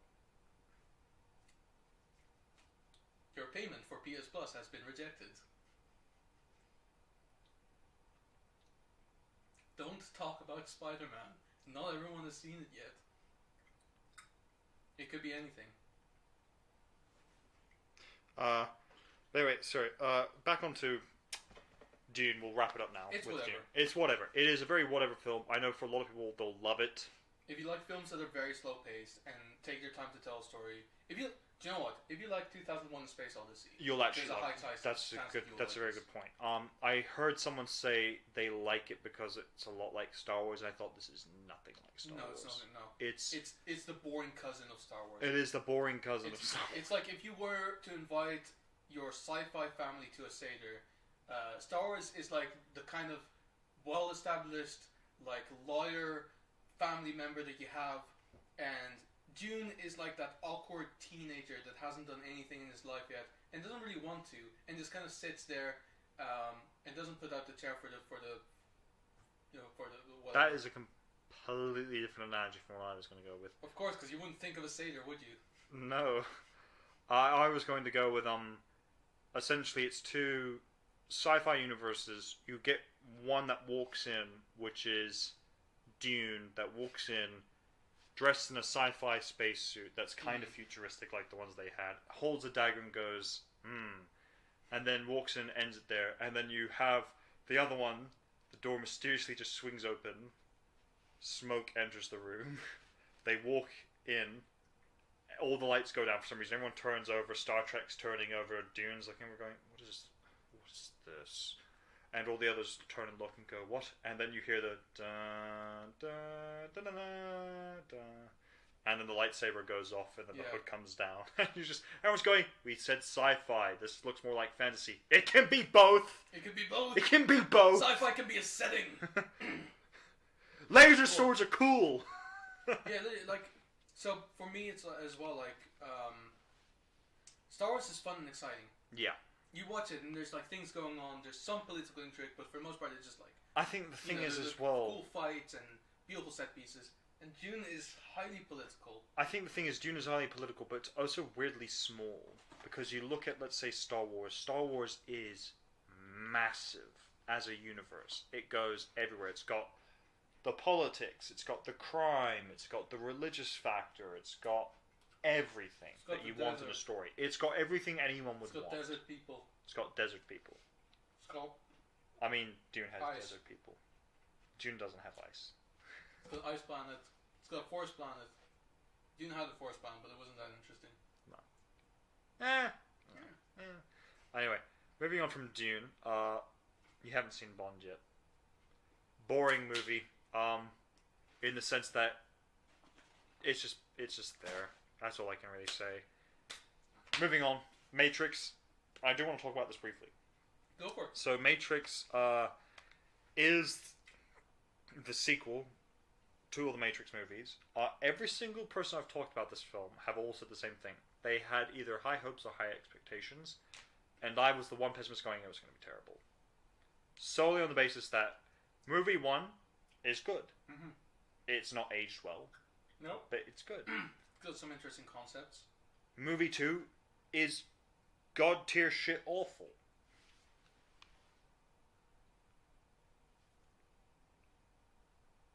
Do you guys think Grogu was on Luke's Jedi Island when shit went down with Kylo Ren? No, because no one was on the no one was on the island. They were on a different planet. But I get where you're going with. I have no idea, and frankly, as cute as Grogu was, I hope we never find out. I hope we never find out.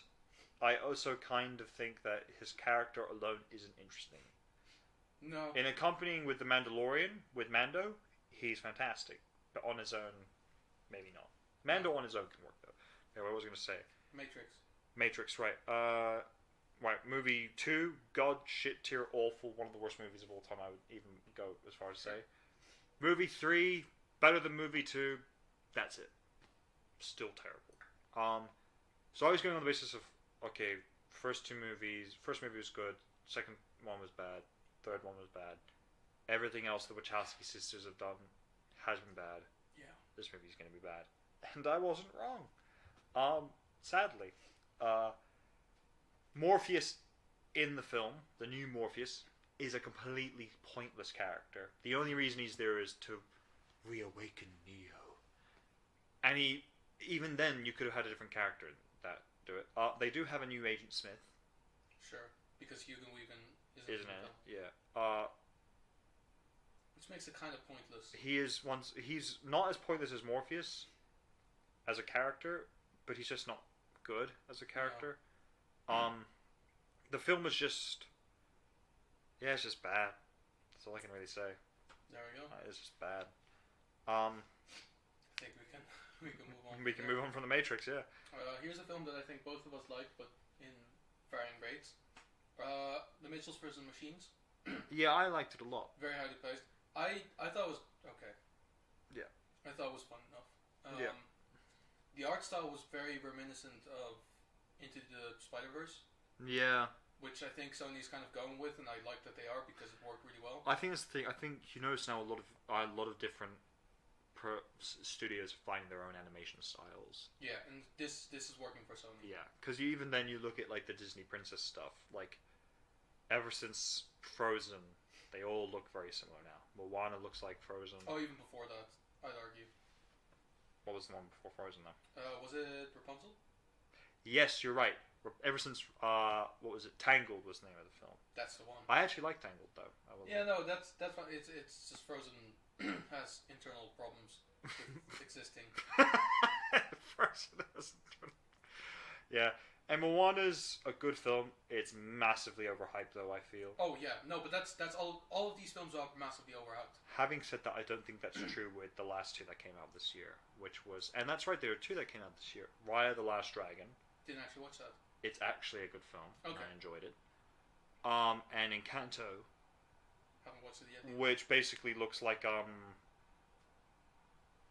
what's the other one? The one with the guitar. Oh. Coco. Yeah. Which basically just looks like that, but yeah, I see different. that Disney is kind of going like either princess or music. Yeah, princess or music or both. I guess both. Yeah. Yeah, like Moana or Encanto. Well, to be fair, with Moana, it was like no, this is like the, this is the, the chants of your people. Yeah. But that's it was singing in Frozen, but it's not about music. Yeah. Despite the fact that one of their songs two of their songs actually got massively popular. Yeah, which is a mistake. Having said that, I have noticed I do like the fact that one of my likable things about Coco is the fact that it isn't a female-led Disney film. And don't get me wrong, I understand why, because they're Disney princesses and it makes sense. You hate women. I hate women, guys. It's true. That's what this is. No, it's not. I just like the fact that for a company that preaches diversity, it's good to see them practicing what they preach amongst the Disney princess stuff by making a film that isn't a Disney princess. To be fair, like a lot of the stuff that they're doing isn't female-centered. Yeah. Like Soul wasn't. That's true. I forgot Soul came out. Yeah. Soul was fun. Soul was good. Yeah. I think that was last year. Wasn't a massively memorable film, but it was entertaining enough. You know, this is the thing. I find myself disagreeing with a lot of people on the kind of Ghost World thing. Yeah. I think it was too much. I didn't actually like it that much. I liked all of the stuff that was happening in New York. I thought was really cool. Yeah. Because it had like a more realistic edge to it. Yeah. And then it became kind of like weird and wacky and fantastical and stuff like that. Yeah. There's nothing really wrong with it, but I just didn't. It didn't draw me. I think that's the thing. Yeah, because it went from this is kind of a reminiscence to early 2000s animation. Yes. In a weird way, where they did a kind of grittier story that was still for kids but quite entertaining for adults. Yeah. And then they went, oh, right, we forgot this is a Disney film that has to have the weird wacky side, so let's just put that in there. Yeah. Because you know what it reminded me of, in that sense, reminded me of a few things. Reminded me of weirdly the Emoji Movie for some reason. Okay. Because of the weird. No, I know what you mean. Oh no, no, not that one. Sorry, reminded me of Inside Out. Oh yeah, sure. Which I love Inside Out. No, I love it too. Yeah. Made me cry at the end. At the end, it made me cry to start. Fair enough. I didn't have a fucking dry eye throughout the entire thing. I guess I'm more emotionally stable up until the point. Apparently so. You know what? I build it up, and then when it happens, it just. No, you know. I need a bucket. You know what it is? I think in our cases it's like, for me it's only specific things that trigger it. So even if there's like points in the film where people would be meant to cry, and points where you probably would, I just wouldn't. Yeah. But then if there's like a completely irrational thing that could make someone cry, but doesn't necessarily have to, I just start fucking bawling like a baby. Why do I now see the scene of the room where he comes going, I did not hit her, I did not, it's like bullshit. I don't know what to say. I cried like a baby. Oh, hi, Mom. I cried like a baby. I cried with laughter, but like a baby. Because I thought to myself, this poor man is having to justify himself towards a complete stranger. Oh, it's his best friend. It's his best friend! Also, I think that's the first thing he actually says to Mark in that entire film. Really? I think so. I once we noticed need this. to rewatch The first time stuff. that they actually like are on screen together is the scene on the roof. Yeah. With Chris R. Yeah. and then they take him to prison. The first word he actually says to Mark is literally at the end of that rant, "Oh, hi, Mark." That is the first thing he says. "Best friend, my ass." We need to rewatch them. Yes, we do. Anyway, it's not about that. Going back to Well, we were talking about Soul, but we can talk about other things. I just remembered on the Disney front that they also released Monsters Inc. the show. I tried watching it. It's kind of very gave up. childish. It's very childish. It's very childish. I thought it was easy to keep up with because I watched it every week. Yeah. Just as something to watch. Yeah. I thought it was okay. I just think they made references. It was good. Yeah, from what I've watched, it seemed fine enough, but at the same time, like, this isn't the same Monsters. Yeah, no. That's the issue. When you've grown up with the first two, you kind of don't need anything else. No, and I appreciate that they did have Billy Crystal and John Goodman coming back. Yeah. And the Abominable Snowman was in the last episode. It's great. It's great. It was good. Honestly, like I liked it. Yeah. But it's good as like a kind of watch away, like watching the background kind of thing. Yeah. I hate to call things that way. Yeah. But it did feel that way, where it's like you could just watch something in the background. There are a lot of shows where you just watch.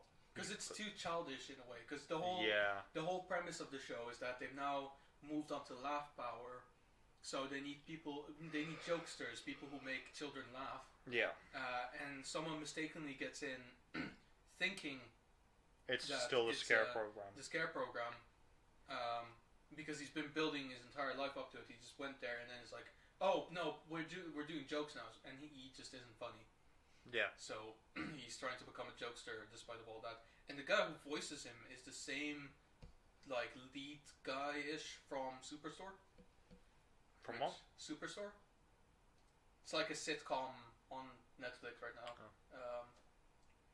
Superstore. I thought you said Superstore. I was like, no. It's the one where the guy keeps going, oh my god!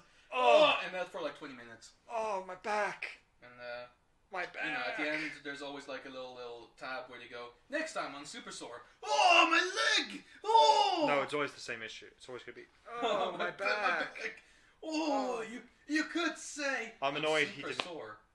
I'm annoyed he didn't get my reference about the my back thing. No, I did. You just didn't acknowledge it. I just didn't acknowledge it because it's too easy a reference. My back. Anyway. My back. Anyway, yeah. I mean, Superstore had its last season this year, I think, as well, but who cares? Yeah. It's not a good show. What else? Quick thing, mainly because you haven't seen it. The Witcher came out, season 2. Liked it. Yeah, recommended to some people. I know you aren't going to watch it. I talked to a couple of my friends about The Witcher today. Yeah. They were like, just push through the first episode, and then it will take care of itself. Yeah. I might give it another try at some point. Yeah. We'll see. I mean, we'll see. We'll see. Trying to think. There was a show that I just watched in its entirety over a weekend, and I cannot remember what it was now. Clearly not a very memorable show then. It was on Netflix. I don't remember what it was though. Trying to think. So let's talk about just other standalone movies at the moment, though. Oh, let's talk about The Kingsman. The Kingsman. We did watch that. We did watch it this weekend. Yeah. I liked it. Yeah, I thought it was good. Yeah, it was a lot darker than I thought it would be. It got weirdly dark at points that surprised me, and I actually give it a lot more credit for. Oh, totally. It handled it very well. There's not much else to say. Yeah, not much else to say. I forgot that Cruella came out this year. I did too. Yeah. I don't mind Cruella. I think it's a decent film, but it's not a film I'd be rushing to watch again. No. Having said that, I think this is a decent time to talk about like our top 5 movies of the year. Okay. It's a top 4 for me because I can't think of a movie that's 5th place, and I don't think there is one that deserves it. First place is Spider-Man. We will talk about Spider-Man later. Sure. Second place, I think, for me was Suicide Squad. Yes. Which is fair. Third place was Ghostbusters. Okay. Fourth place was Free Guy. Yeah. I think that's fair. Yeah. Similar for you or different? I think the first two are definitely the same. Yeah. because I loved Spider-Man and I loved Suicide Squad very much. Third place for me.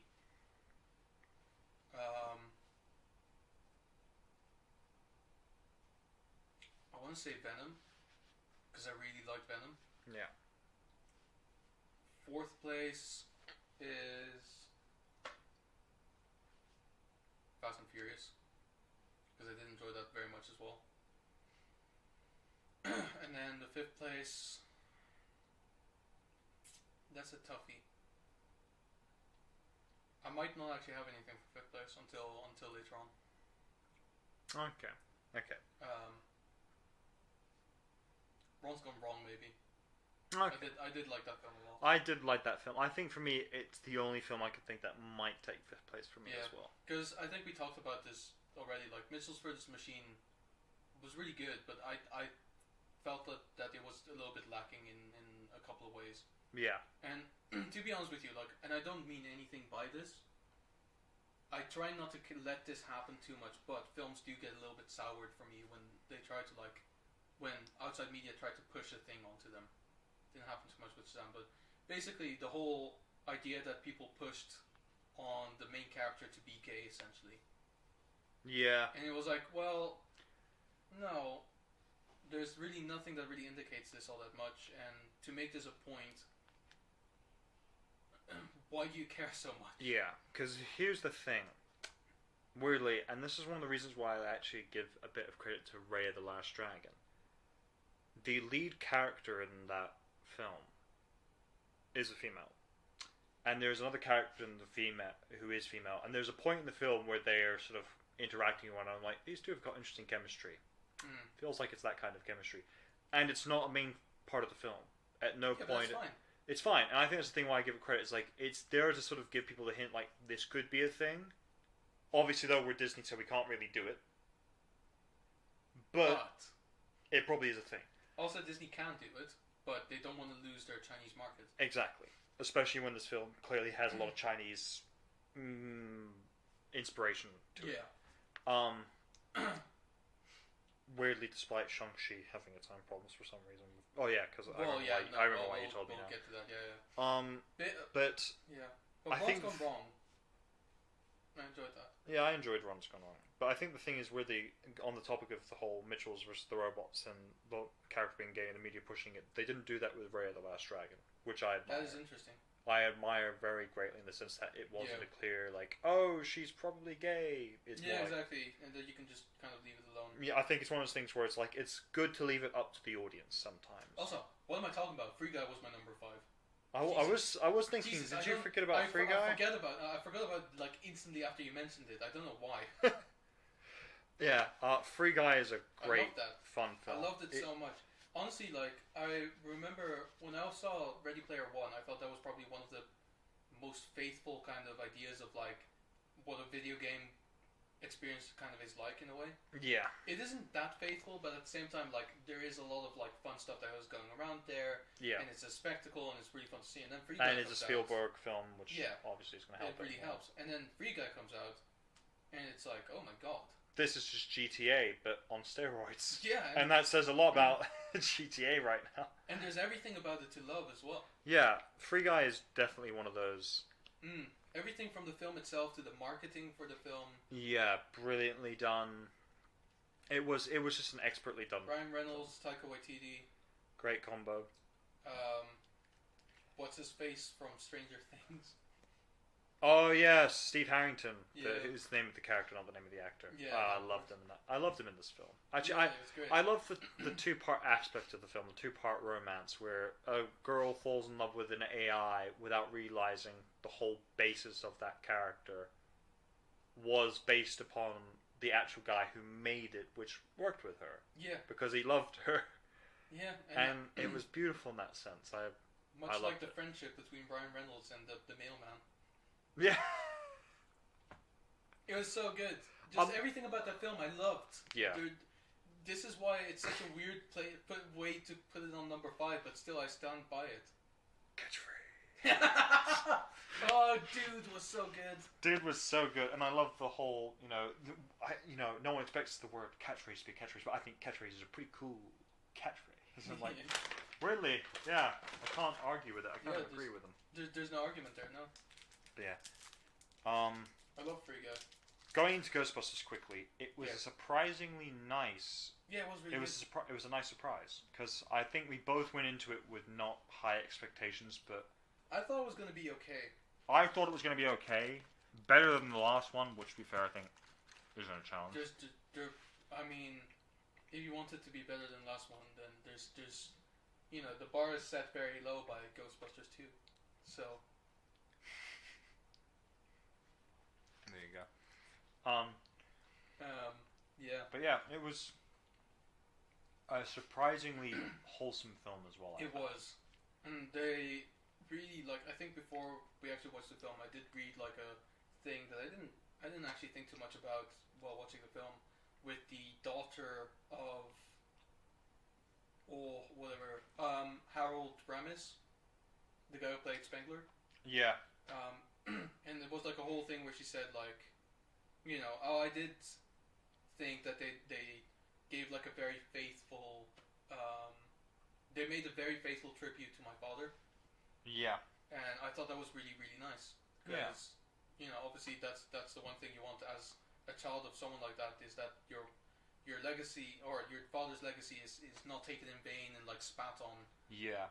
I think a unnamed film where they just kind of pretended like nothing he did ever mattered.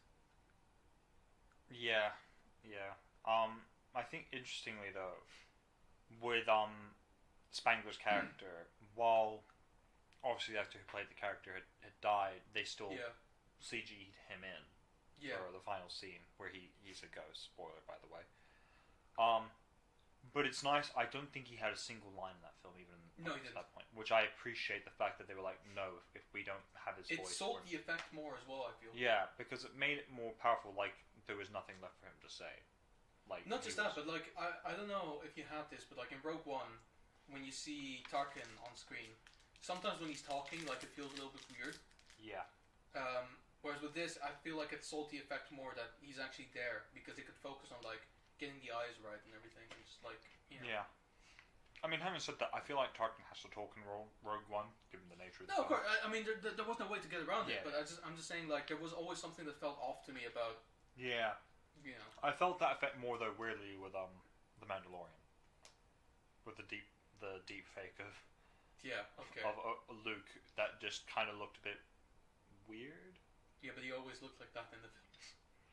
I know, but I don't know what it was. It was just something about it made me think this clearly feels a bit CG. Yeah. But anyway, I like Ghostbusters. Yeah, I did too. Trying to think of any other standalone movies. Godzilla vs. Kong, we briefly have talked about already. Yep, but it was a fun film. It was a really fun film. Mortal Kombat. Didn't watch. Didn't there. bother. It's there.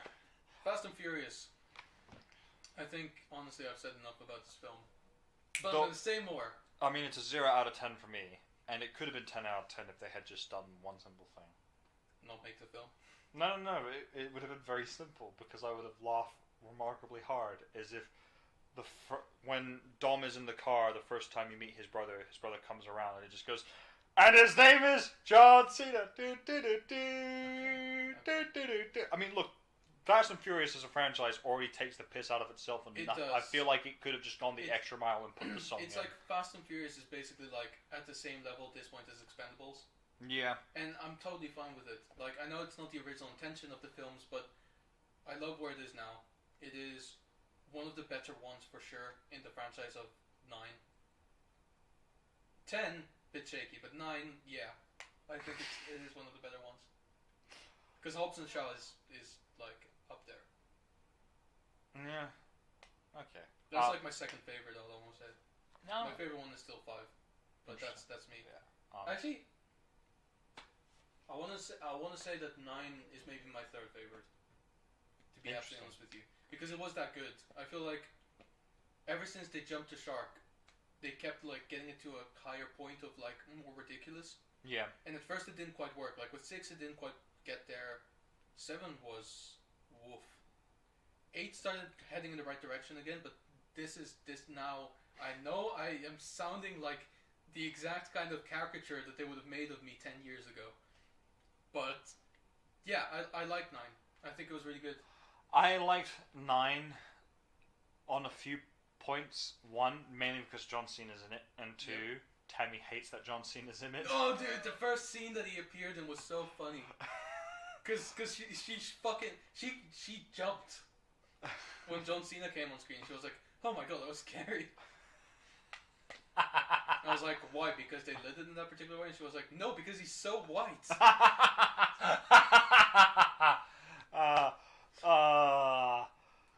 I'll say that's also part of the reason why I like Suicide Squad so much. I like the fact that John Cena's in it. Because he's very white. I like the fact that John Cena's in it. I also like the fact that Tammy doesn't like that show.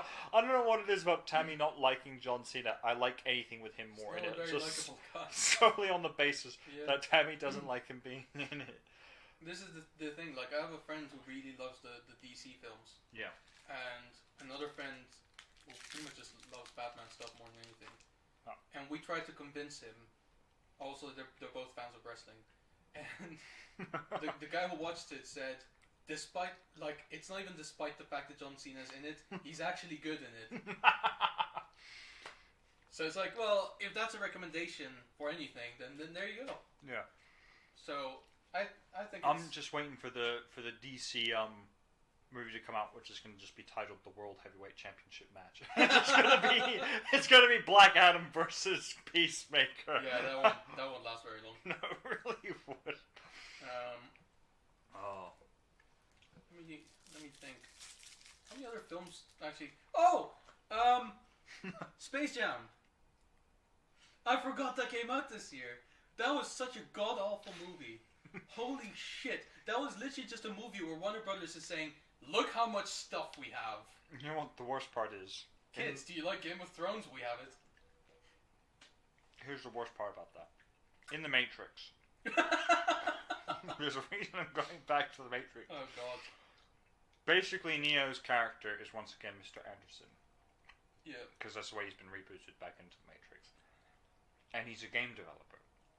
And the games he has made are the Matrix games. Basically movies. Okay. And they're like, oh, he's working on this new game called Binary. And the parent company wants to go back to the Matrix to make more money. Guess who the parent company is? Is it Warner Brothers? It's Warner Brothers. And they even specifically... When they name drop Warner Brothers, like, oh, come on, no. Basically, fuck you off, Warner Brothers. So Warner Brothers created the Matrix. Yes, apparently. Warner Brothers is always... Why is Warner Brothers the bad guy in their own franchises? I actually do like. Why? I like the fact that they do that though, because it's a great self-awareness in a weird way. To be fair, Disney would never be the bad guy in its own franchise. But Space Jam went too far. It went because it was really like there was so many. Don't get me wrong. It was funny to see like a lot of the Easter eggs and stuff like that, but some of them were so ridiculously pointless. Yeah. Like the whole DC World thing. That was a bit dumb.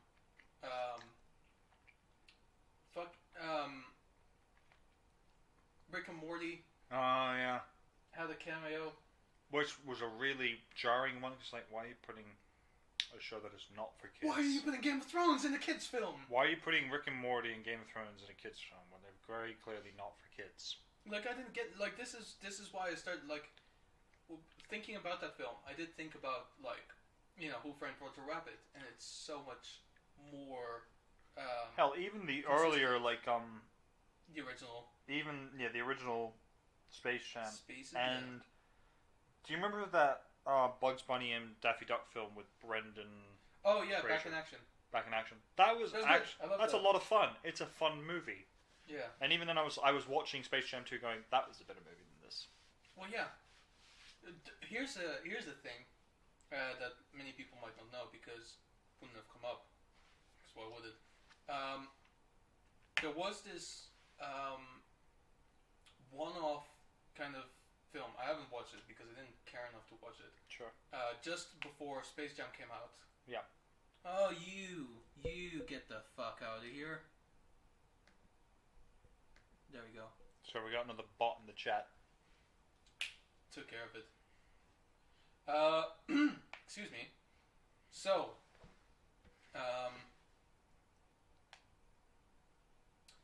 there was a sort of film that came out around the time that Space Jam 2 came out, and it was literally called Teen Titans Go Watch Space Jam. Oh yeah, I and remember so this. the whole plot of the film was that the original creatures from the first Space Jam film found the Teen Titans, gave them a copy of the film, and they literally just provide commentary over the film. Yeah. That had a higher IMDb score than Space Jam New Legacy. Just let that sink in for a second. And let's be honest as well, Space Jam New Legacy, while it showed LeBron James as this great entrepreneurial guy, it also very clearly showed why he should not dive into the film industry. No, because he doesn't need it. And he is shit at acting. Yeah. Genuinely. His son was fine. Because it wasn't his real son. It wasn't his real son. But my God, was he just awful in this movie. Oh yeah. He was, without a doubt, the worst part of this movie, actually. Yeah. And considering Michael Jordan was one of the best parts of the last one, that's a lot. Well, yeah. Well, Bill Murray was, but okay. I mean, yeah, Bill Murray was, but Yeah. Michael Jordan was still really good, I think. I thought it was interesting that Don Cheadle was there. Don Cheadle was such a meme guy at this point. Don Cheadle was probably the best character in that film, solely on the basis that he was just so over the top, I felt, which actually worked. But anyway, yeah, Space Jam 2 was just... Don't watch it. Don't watch it. Genuinely, do yourself a favor and There's don't. no point. There's no point. On the weird topic of Warner Brothers, they released the new trailer for the next Fantastic Beasts movie, which is I called don't watch it. Fantastic Beasts: The Secrets of Dumbledore, or Dumbledore's Secrets, something like that. How many fucking secrets are there? Like, Only... there's the Chamber of Secrets. There's the... Oh, there was the Crimes of Grindelwald. Sorry, I thought it was Secrets of Grindelwald. And it's Crimes of Grindelwald and Secrets of Dumbledore. I was about to say, I think there's only two. And you were so angry. How many secrets are there? All the secrets. There's only two. the way I'm seeing it now, Crimes of Grindelwald, he robbed the bank. Secrets of Dumbledore, he was there too. And then what was the one in between? I can't even remember. I don't even know. No, that's it. The first one was Fantastic Beasts and Where to Find Them. Oh yeah, and Crimes of Grindelwald was the second one. That's right. I didn't watch the second one because I didn't like the first one. I find the first one enjoyable. The second one was... No. I found... The only reason I'm going to watch the new one is because Matt Mickelson is in it, and I like him. Matt Mickelson. Okay. And I like him as an actor. So that's fine. He's replacing Johnny Depp. Okay, as Grindelwald. that's fine. I don't care. Fair enough. But anyway, yeah. The first one was god-awful, I'm sorry to say. Honestly, Eddie Redmayne's character was one of the most unlikable protagonists I've seen in a film in a while. Wow, I would not have said that about him, but okay. I really didn't like him. Fair enough. Anyway, that's me moving just on. being a dick towards, you know, Eddie Redmayne. the perfect man of 2020. Whatever do to you? He exists. Wow. Anyway. Crimes of Grindelwald. Next up, I feel like there's only really Marvel left to talk about, but before we do... Let me dig. There's only one thing you want to talk about as well. Oh yeah, well, TV shows. Yeah. Curb finished on Monday. 11th season. It's as stupid as fucking ever. Basically, if you don't know what the show is, it is a fictional life of the writer who co-wrote Seinfeld and co-created it as well. And the whole thing is about him. Every season there's like a different arc, and throughout the arcs there's like potential issues that he has to deal with, goals that he has to achieve, and often enough they intertwine in the most stupid ways possible. And this season was no different. The fact that he had to deal with post-COVID, kind of. He had there's apparently a law that he has to have a 5-foot fence around his swimming pool that wasn't there, and someone died in it because he drowned. And the brother of the guy who died says, "Hey, do you know what? I could sue you because you don't have a legal thing, but I won't do it because I heard that you are making a TV show, and I want you to cast my daughter." And his daughter is an awful actress. She sucks. Okay. but gets in anyway. And so she has to act with Ted Danson. Ted Danson's back. You know, your favorite guy. Leon is always there, bringing out the wisdoms and teaching us. Yeah, teaching us everything there is to know about being black. He's the guy. It's the same actor as the guy in Spider-Man. You know, one of the teachers, the black one. Oh, okay. Yeah, he's great. Okay. He's excellent. He teaches new things about black people pretty much every episode. Like there was one of them where there was this whole arc about him stealing Larry's watermelons because he said he can't go out in public and buying watermelons. So they do it, and then basically he starts like this secret like black people watermelon eating club. Okay. Where black people can just eat watermelon in peace. He has an arc as well. Like he has a ticket with the name Mary Ferguson on it, and it's going to go to waste to travel to Asia. So he like tries to find the perfect Mary Ferguson to go to Asia with. It's insane, and it all kind of intertwines and backfires. And there's guest stars like Seth Rogen was in this season. You had Woody Harrelson, which I forgot Woody Harrelson and Ted Danson had previously worked together in Cheers. Okay. So it's honestly, it's probably one of my favorite running shows, despite the fact that there's only one season every 3 years at this point on average. But it's really worth the wait every time. It's excellent bit of TV. It teaches you about life and how not to act in public. Okay. And it's one of the original shows that inspired shows like, you know, It's Always Sunny in Philadelphia and stuff like that. Yeah.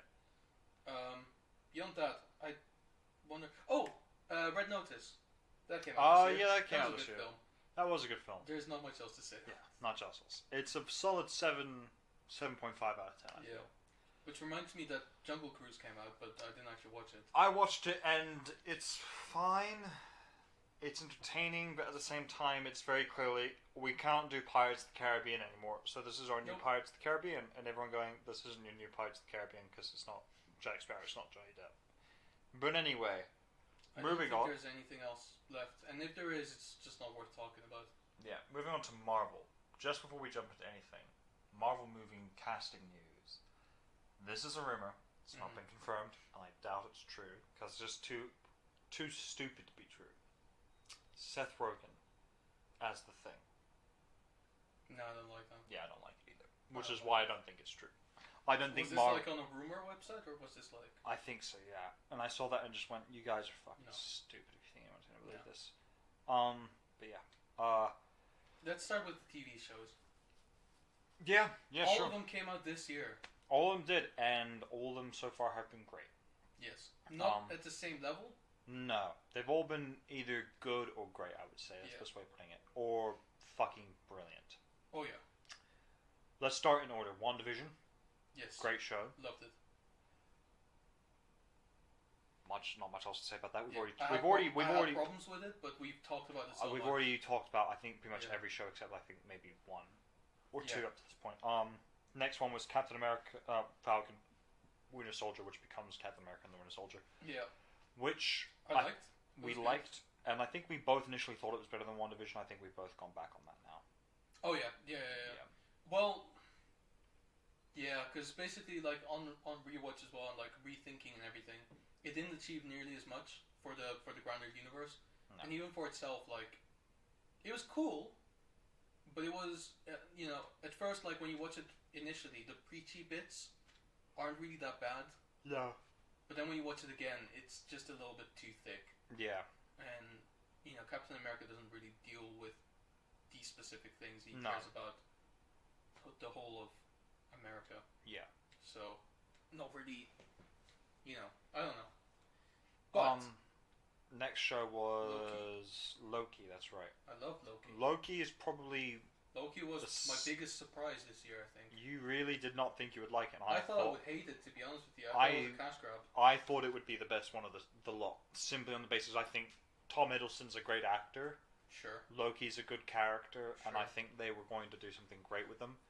But I didn't expect what they were going to do. No, I didn't either. Like, Loki was one of those shows where I thought I would like it, but I had no idea what direction they were going with it. And then as they kept going, as they kept going with it, and the TVA and the multiverse stuff was coming into I was like, wow, this is where they're going with it. I like it. The various references as well, and the various stuff that they did, like Throg, and the fact that was the part that was also the fact that it was Chris Hemsworth. Yeah. It's so good. Yeah. The various Lokis, they actually did perfectly well. Sylvie was really good. Yeah, she really was. The big reveal at the end with that was mind blowing. He Who Remains is honestly the most. I like the next show we're going to talk about, but I think that was the best reveal moment, twist moment. It was the best big twist of the whole. If you're watching this, by the way, and you haven't seen Loki, then you may as well know this by now. Yeah, it is.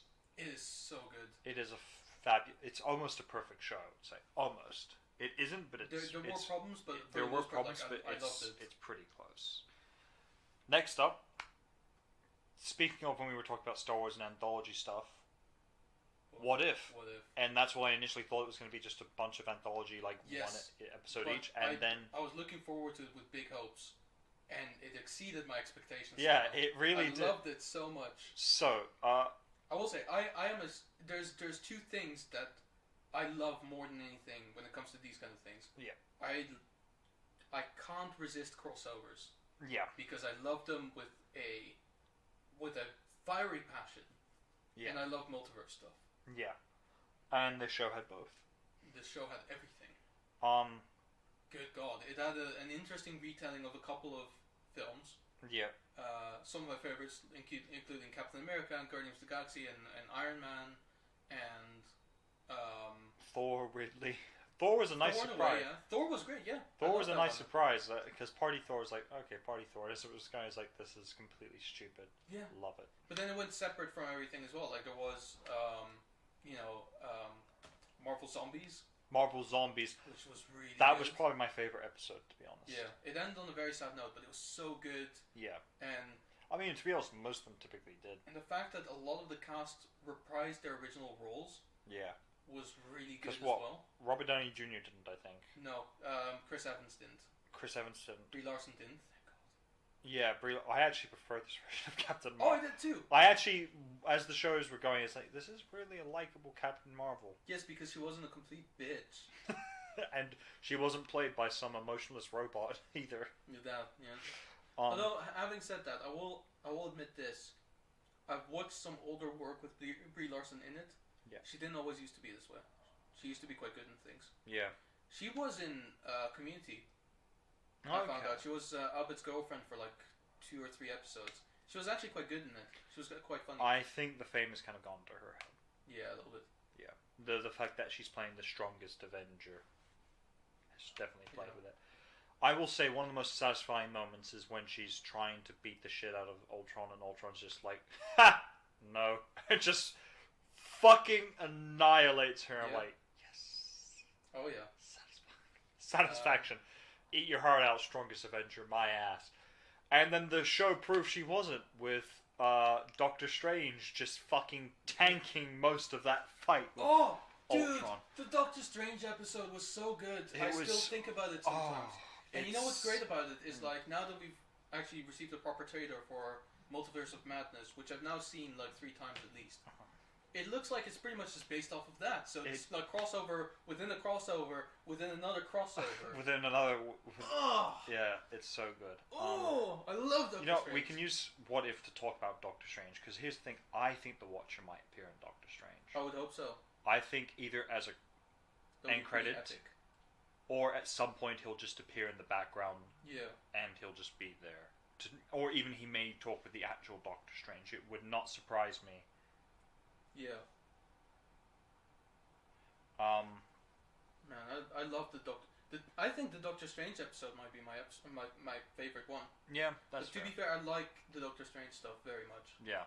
Like I think most films get elevated by Doctor Strange's presence in it, as we will talk about later on.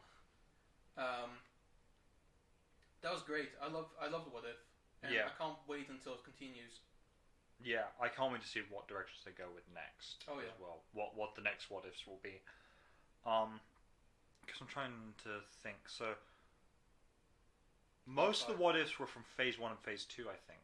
Yes. So I think Phase 3 and Phase 4 are going to cover it the next season. Yeah. I think that's what's going to happen. Oh, by the way, I will not forget the meme someone sent me as well, where where Killmonger steals like the Ultron outfit with the stones in it. Yeah. And then he just put Willem Dafoe's face on there, and he was like, I'm something of an Ultron myself. Yes. It's so good. I love memes. That's what this is. Anyway, that's What If. Oh, I can't. It's such a great show. Next up, if you're gonna watch any of these shows, What If is the one. I've recommended What If to a lot of people, especially if you're a big Marvel fan. You will appreciate it. Yeah. Next up, Hawkeye, I think. Hawkeye, yeah, and Hawkeye was a very nice surprise. It was a nice surprise. Yeah, I was not expecting much, but as the show kept going, like, this is already becoming one of my favorite shows. I feel because I hope it continues. I hope they get a second season for it. And more importantly, so all of these shows had some level of crossover, right? Yeah. So, for instance, like whether it counts or not, in WandaVision you had Quicksilver. Yeah. Whether it counts or not.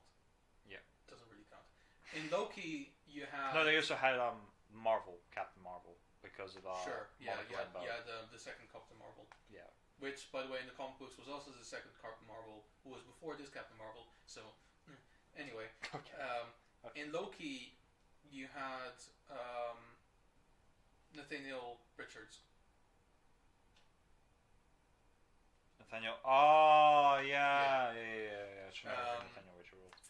With Falcon Winter Soldier, you had whatever her name was, the CIA. Elaine from Seinfeld. Yeah. I forgot her name. Yeah. And then in What If, obviously, you had a bunch of them. Yeah.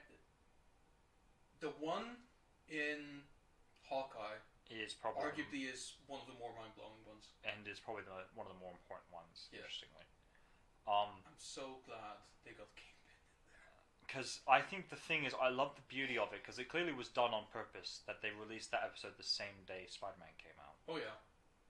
Now, we'll talk about that in a second. That's spoiler stuff. That is very heavy spoiler stuff. So you're gonna have to close your ears when we get there, but not yet. Moving on to, before we move on to movies, games. Yes. We're going to do a bit of an overhaul of them all so far. Yeah. Avengers still sucks. Spider-Man PS4, still one of the best games I think made it the recent generations. So Avengers, fucking awful. They got it horribly wrong. Yep. They fucked it up badly. Pure garbage. Spider-Man Miles Morales is good, just very short. Yep. And you honestly don't need to play it, in my opinion. But it's still a fun game. But if you are struggling to figure out what game to spend 60 quid on, Spider-Man Miles Morales is not the one because of how short it is. And there's no DLC for it. The surprise for me, and you've played a little bit of it now, is Guardians of the Galaxy. I loved it. Do you mind spoilers for it? No. Adam Warlock is in it. That's pretty cool. And it was the Soul Stone. And he gets it. That's pretty cool. I like that. It's honestly just so fucking good. The Nova Corps plays a massive part in it. Peter Quill potentially... There's a big twist where it's like, oh, you meet this young Kree girl who's part of the Nova Corps because her mother is is a figurehead of the Nova Corps. And her mother and Peter had a thing, and they're like accounting for the age and everything. It's like, is Peter Quill this girl's dad? And that's a big part of the series, like Peter Quill being a potential dad and how he's going to deal with it. It's one of the best done parts of that game. It's mind-blowingly good. And then it turns out she's not, which I expected it to be true. I was like, this isn't going to be his daughter, and it turns out it's not. That's fair enough. I'll probably play it at some point because I played like an hour here. Yeah. And honestly, that first level did feel a little bit dragged out, but obviously you can't really base an entire game based on one. It is a bit dragged out, but honestly, once you're past that level, it gets so good so quickly. Yeah. It is Cosmo's in it, the dog, and he's fantastic in it. Mantis is in it. Very different from the movie Mantis, but very good still. Sure. A lot of the characters are actually... Drax, I think... Actually, a lot of the characters are still very similar to the movies. I think Gamora is one of the few ones that kind of changed. But I think she felt a little bit more lax. She felt very much more relaxed, but I think it worked surprisingly. Yeah. Because in this one, Nebula, she killed Nebula in this universe. Oh, okay. Which is quite, and it's a very tragic way when you find out how, or well, why it had to happen and so on. But it's very good. Moving on though from games now to, I guess, not much left to cover, but movies now. Yeah, let's start with the beginning. Move our way to the. Yeah. Okay. Black Widow was the first one. Honestly, I rewatched Black Widow recently, and I thought it's better on a second viewing. And I don't know. I didn't like it. I don't mind Black Widow, but it's very much I watch it and go 5 years too late. Yeah. Even then, like, I feel like Red Guardian did a good job kind of carrying the film for a while. Yeah. Even then, he was like, this is the Marvel thing for me. Is like a lot of the films that all of the films that that didn't like this year, had like this kind of comic relief character that I actually enjoyed. Yeah. So just quickly, I just realized the crossover for Hawkeye was Black Widow. Yeah, I guess. Because her sister was in it. Yeah, so but that was announced. That was always going to happen. Having said that, Red Guardian and Yelena, I liked them both. Yeah. I liked both their characters. The the maternal figure was a bit meh. She was whatever. The villain was very meh. Taskmaster was just... I felt so bad afterwards watching going, man, they fucked Taskmaster. They fucked Taskmaster very badly. Fucking badly. I like Taskmaster so much, and they did him dirty by doing her dirty. I will say,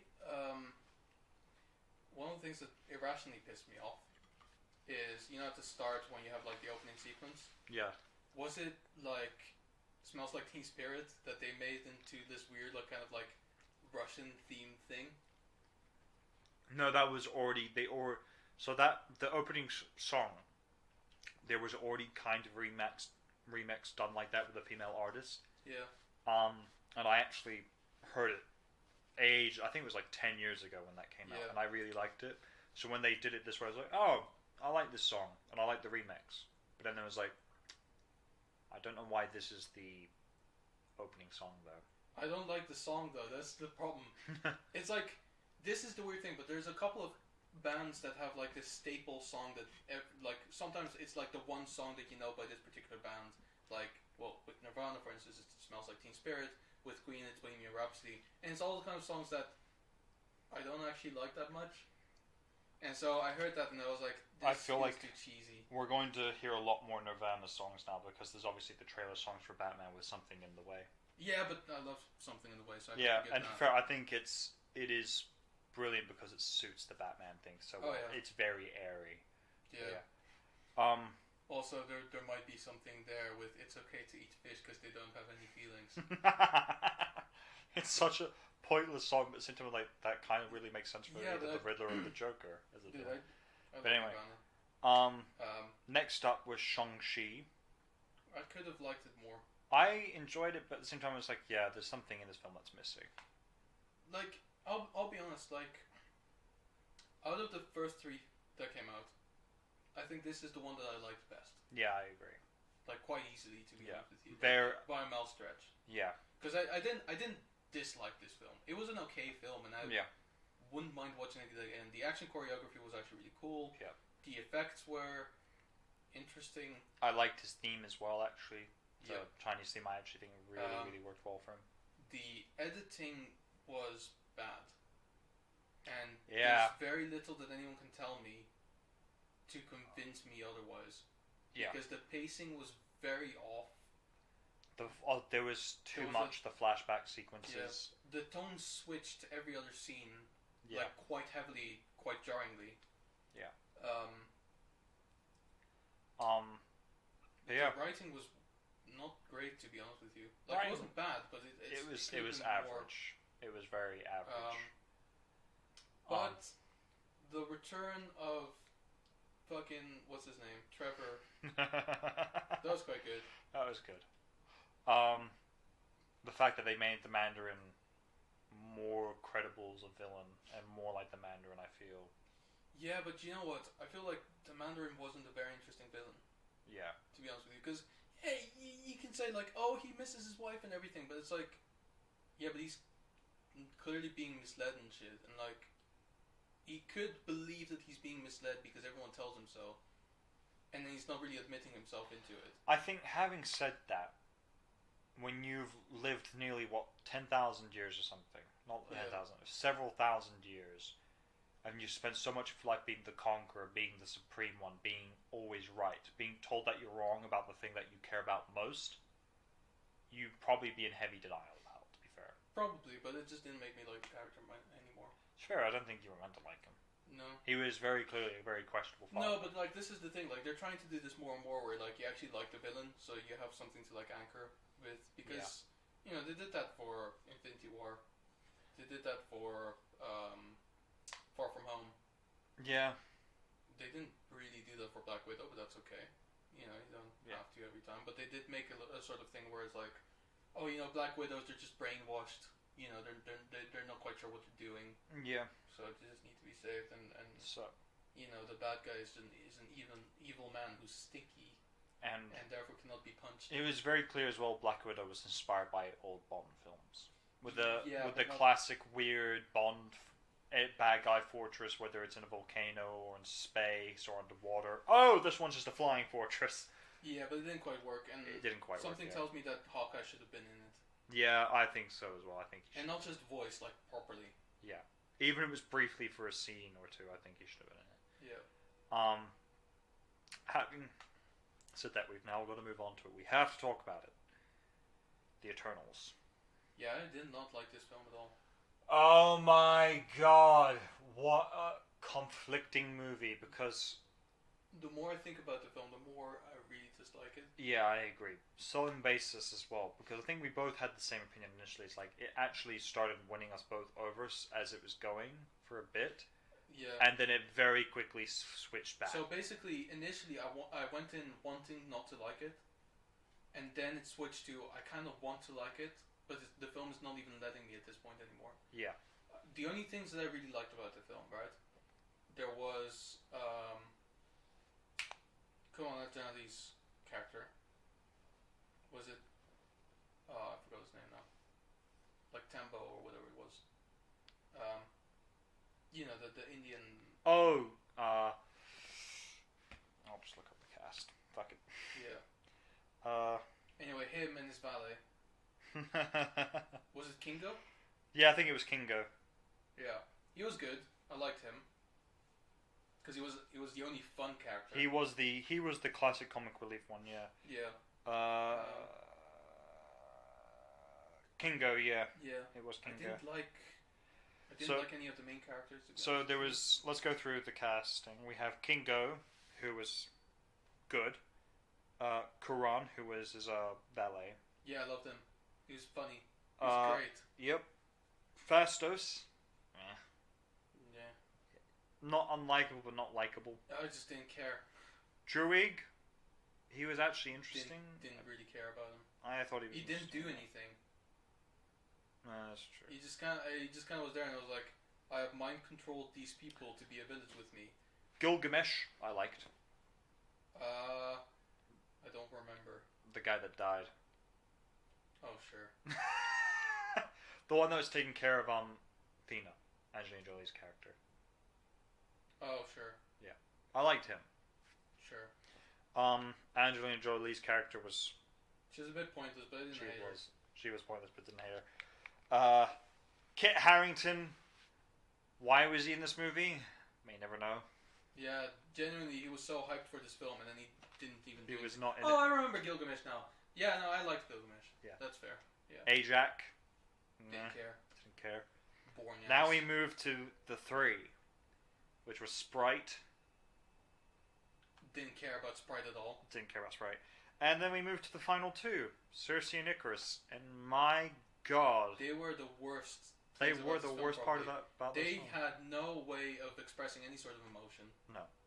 And with Icarus as well, like the main thing was like, oh, he was supposed to be like this sort of Superman character, and like 20 minutes into the film, you just go like, he reminds me more of Homelander. Yeah. And at the end, it turns out you were right for thinking so because he's a dick. I was talking about someone at work recently, and she said she liked it. And here's the thing: every single person who I've encountered who's liked this film is a younger female.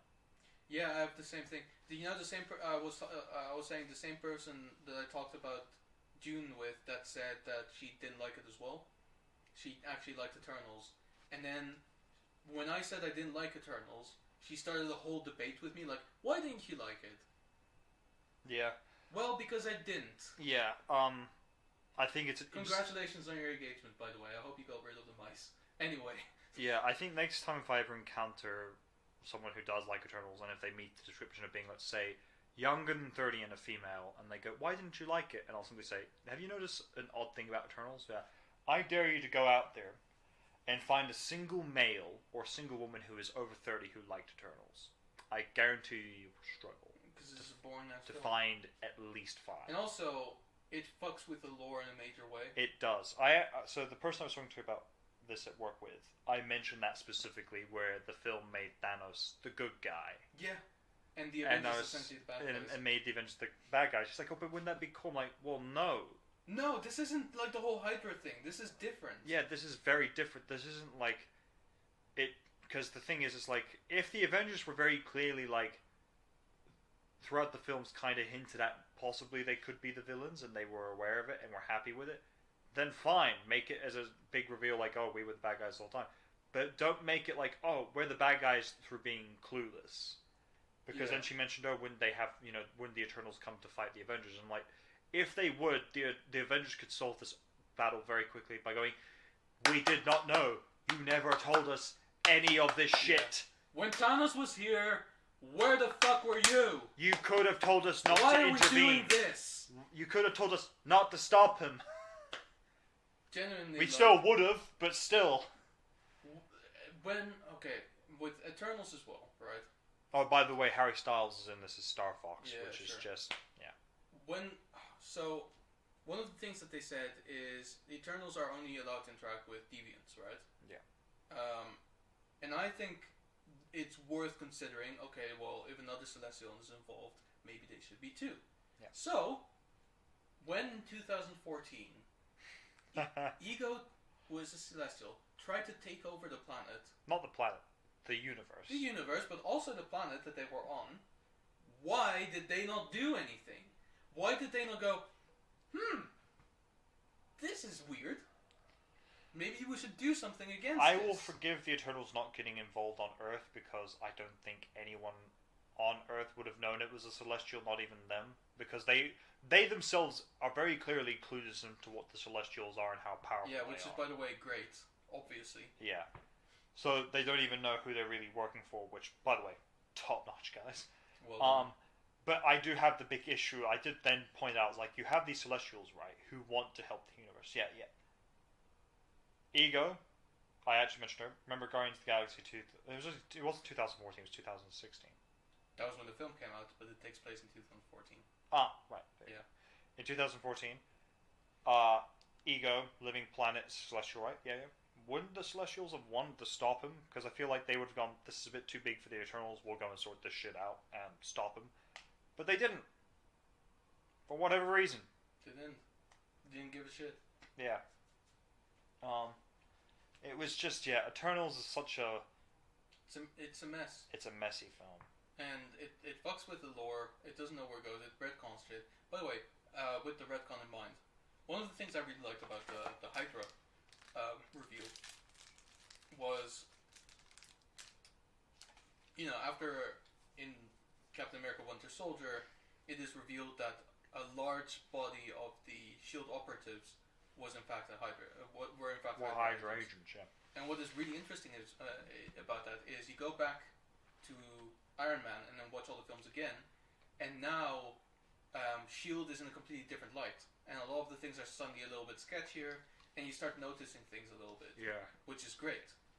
That's what I loved about that twist, because it worked so organically. Yeah. This one, where Thanos is supposedly a good guy, doesn't make any sense. Yeah. You go back and you watch like Avengers or Guardians of the Galaxy or stuff like that.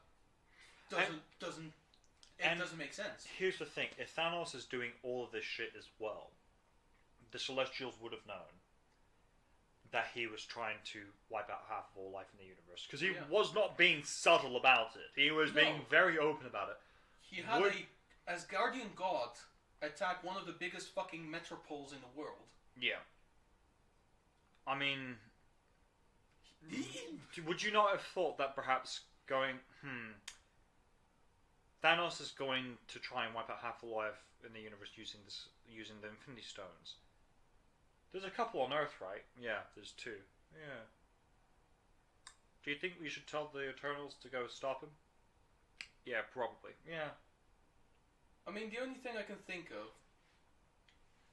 is that Ajax would have specifically told them not to do it because he still had the mission in mind, which is that,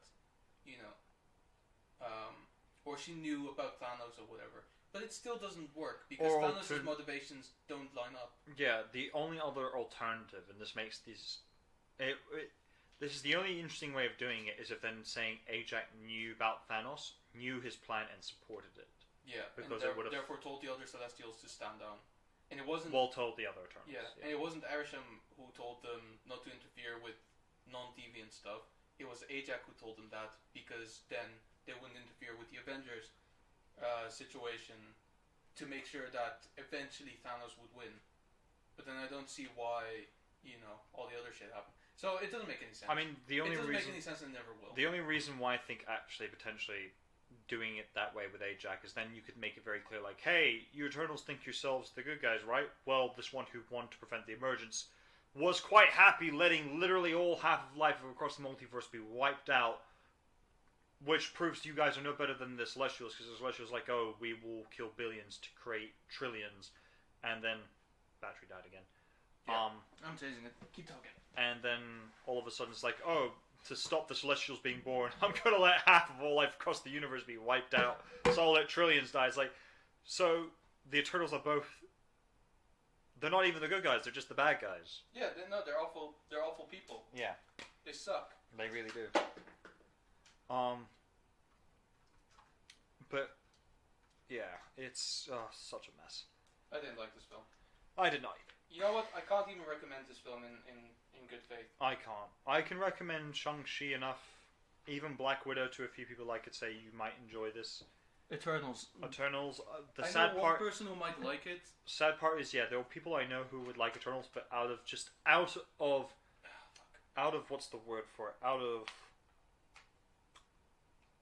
What's the word? Obligation. Yes. No.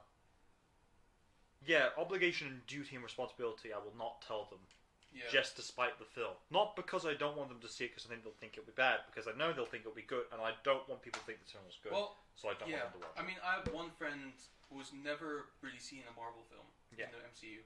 I think she might like this. So I might just recommend this one, and I'll just go like, watch this before you watch quality stuff. Because I'm pretty ready to, like, at this point, like, I'm not going to recommend it, like, start from the beginning and watch everything. Yeah. I'm just going to give a couple of solid standalones, like, Guardians of the Galaxy, Captain America, Doctor Strange, Ant-Man maybe. Just like those kind of ones that kind of do a good service on their own. But not Eternals, never Eternals. No. So I feel like, right now, fresh battery. Yep. Now we can get... There's nothing left. It's the good stuff. But roll out the red carpet. This camera. Yes. Whatever this is. Bully Maguire. Bully Maguire. Ladies and gentlemen, Spider-Man No Way Home. Best movie of the year. Easy. Hazard to even say best Marvel movie ever made.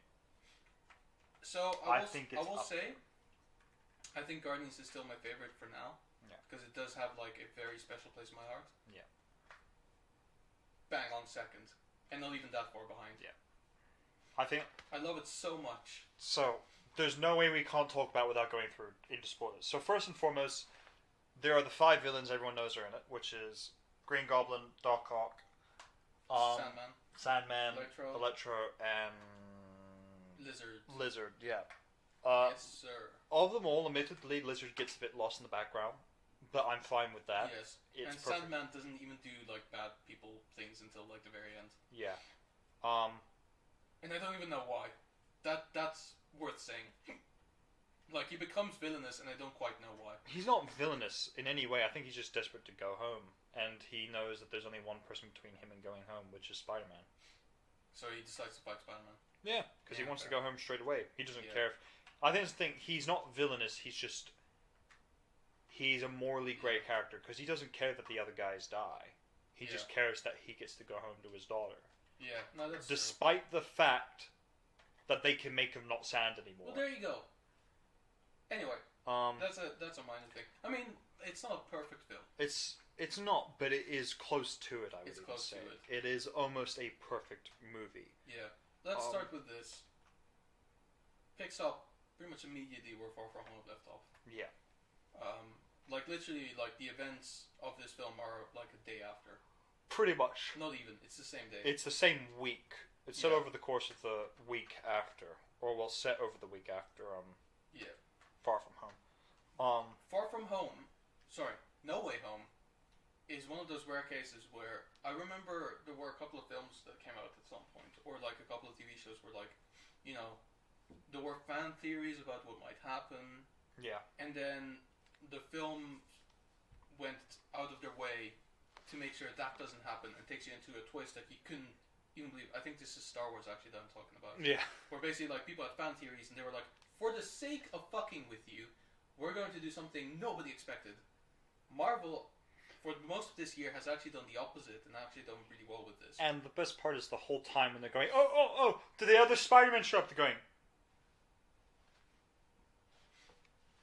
oh, we'll never tell. and then they just go, hey, Andrew, just say no, you're not in it. Just say no. Tom, just say the others are in it. Just fuck with them. They went the reverse route of just shutting down fan theories, only to then say, oh yeah you were right. For instance, with Loki, like there were, I mean obviously it would have been too late to really do anything about it, but there were theories going throughout the entire thing of like, who's the real guy behind this? And people were like, oh, is it Kang? Oh, it could be Kang the Conqueror. Turns out, yeah, to an extent, people were right. Yeah. Like that theory. It was the not evil version of Kang, but still morally throughout questionable. Hawkeye, you and I think a couple of other people were like, oh, the main bad guy could be Kingpin. Yeah. And it was Kingpin. And with Spider-Man, it's the same thing, where people are like, is Daredevil going to be Spider-Man's lawyer? And he was! He was! That's the thing. Of all of them, I think you were more sold on him being the lawyer. And I was more sold on, no, the other two Spider-Man are going to be in this movie. And then literally it was like, oh no, Daredevil's in it. It was like, oh wow. I was like, you were right. Yeah, because literally, like, it was, like we were saying, like, it was the same day that they had it was the same week of the episode of Hawkeye where they revealed that Kingpin is going to be in it by, like, the picture at the end. It's the same day. And I was like, I wonder if Kingpin is in this series. Is there a chance that Daredevil might then still be in Spider-Man? Well, I don't think it was the same week. It was the same day. It was the same. For us, it was the same day. In America, it wasn't. Yeah, but for us, UK, better. So because of this, because in the end, people were like, "Wait a second, honey, go book tickets for Spider-Man. Do it now. Do it now. We already have. Cinemas are full. I don't care. Offer to buy tickets. We've already booked tickets. Scalp tickets. Book more. And then, you know, it goes from crazy to crazier. Doctor Strange and Spider-Man's fight in the mirror dimension. I love anything that happens in the mirror dimension. It's so fucking cool. Fucking good. It is such. And here's the thing. So when heroes beat more powerful heroes or villains, it's obviously usually because of plot armor, and to an extent, it kind of is still for this. But it felt done in a way where it's like, no, Pete's a smart kid. His intelligence was way more highlighted in this film. I don't know if you know this, but Peter Parker is a bit of a scientist himself. Oh yeah, the various references throughout this entire film. The whole. I got irked by it at first, but the more I think about it, the more I like it. Yeah, there wasn't a reference in this film that I didn't like. The from the whole. The sun, in the palm of my hand. Where is it? And the Electro Amazing Spider-Man 2 music that kicked in when he first appeared, I was like, oh, that's kind of bone-chilling. Yeah. That's so good. There were a couple of other lines that I completely didn't realize were references. Yeah. like, you know, the bit where they're talking and he goes, how have you been? And he goes, just trying to do better. That was apparently the films. I didn't realize that right away. So, just quickly, in reference to that, massive, probably the biggest spoiler. Yes, both Spider-Man. All three Spider-Mans are in this film. Yes, but it worked in such a great way. And the way they introduced them both was so brilliant. It couldn't have gone any other way. Now I think about it. Because I like the fact that basically Ned just accidentally brought them to him. Yeah. It wasn't that they searched out them or no, they found out there could potentially be more Spider-Man they need to find. It was like no, they're like, oh, hi, I'm Spider-Man. Yeah. And it was just. Do you mind if I walk through this portal and it just closed. Just closed. Man, I just loved it because as well, like at some point I kind of gave up hope on the fact that it was gonna happen. Where I was like, it might not happen, and it's okay. Yeah. And it happened anyway, and I was like, amazing. And the way they interacted with each other, my favorite shot, honestly, in the entire MCU probably, is the shot where they swing up the tower together. From the point where they jump to the point where they start swinging, it's just every time I see that I start giggling like a little child because it is beautiful. It's amazing. Yeah, it is. I think the thing is, while there are certain holes and flaws in the movie, yes, they are so minuscule compared to the grand scheme of the film itself. And I think for that reason alone, it is. I think I'm trying to think of other films that I would potentially give 10 out of 10 to, and there are a few, but I think this is one of them. Yeah. Because I think it is just from start to finish, and it's the biggest reason why for me. From start to finish, there was not a point that I wasn't smiling in that film. Oh yeah. It was consistent. Well, there were tears to be shed. There were tears, but I was still sort of smiling, thinking, "It's sad, but I'm so happy still." In a weird way, It was conflicting emotions. Yeah, but there were some wholesome moments in that film. There were some memorable moments. Honestly, like. Yeah. And what's great about watching the film is then you go onto YouTube where everyone has posted all of the spoilers, but you can rewatch the clips over and over again, and I love doing that. Yeah. You know, and you know what's more with this film, Andrew Garfield really fucking earned everything. Yeah. He was a standout. And I think, as far as I'm aware, there is conversation going on. I think it's reignited conversation for all three of them. Which, if we got, totally. I honestly love that. I know some people go, "Oh, more Spider-Man films." Like, yes, more. We never talked about Venom, but that's please. Okay. Honestly, at this point, Venom is just so lost in the background compared to Spider-Man. In all honesty, because he was in the film, technically. But it was just fantastic and amazing, even. Well, I kind of hope if they do an Amazing Spider-Man 3 that the next villain's an alien, just so you can go, yes, I get my own one. Yeah. Just to really show that he still has memory of it. I think because that might happen. Yeah. They're probably gonna have to do a thing where Spider-Man fights Venom or gets the symbiote suit or whatever. Yeah.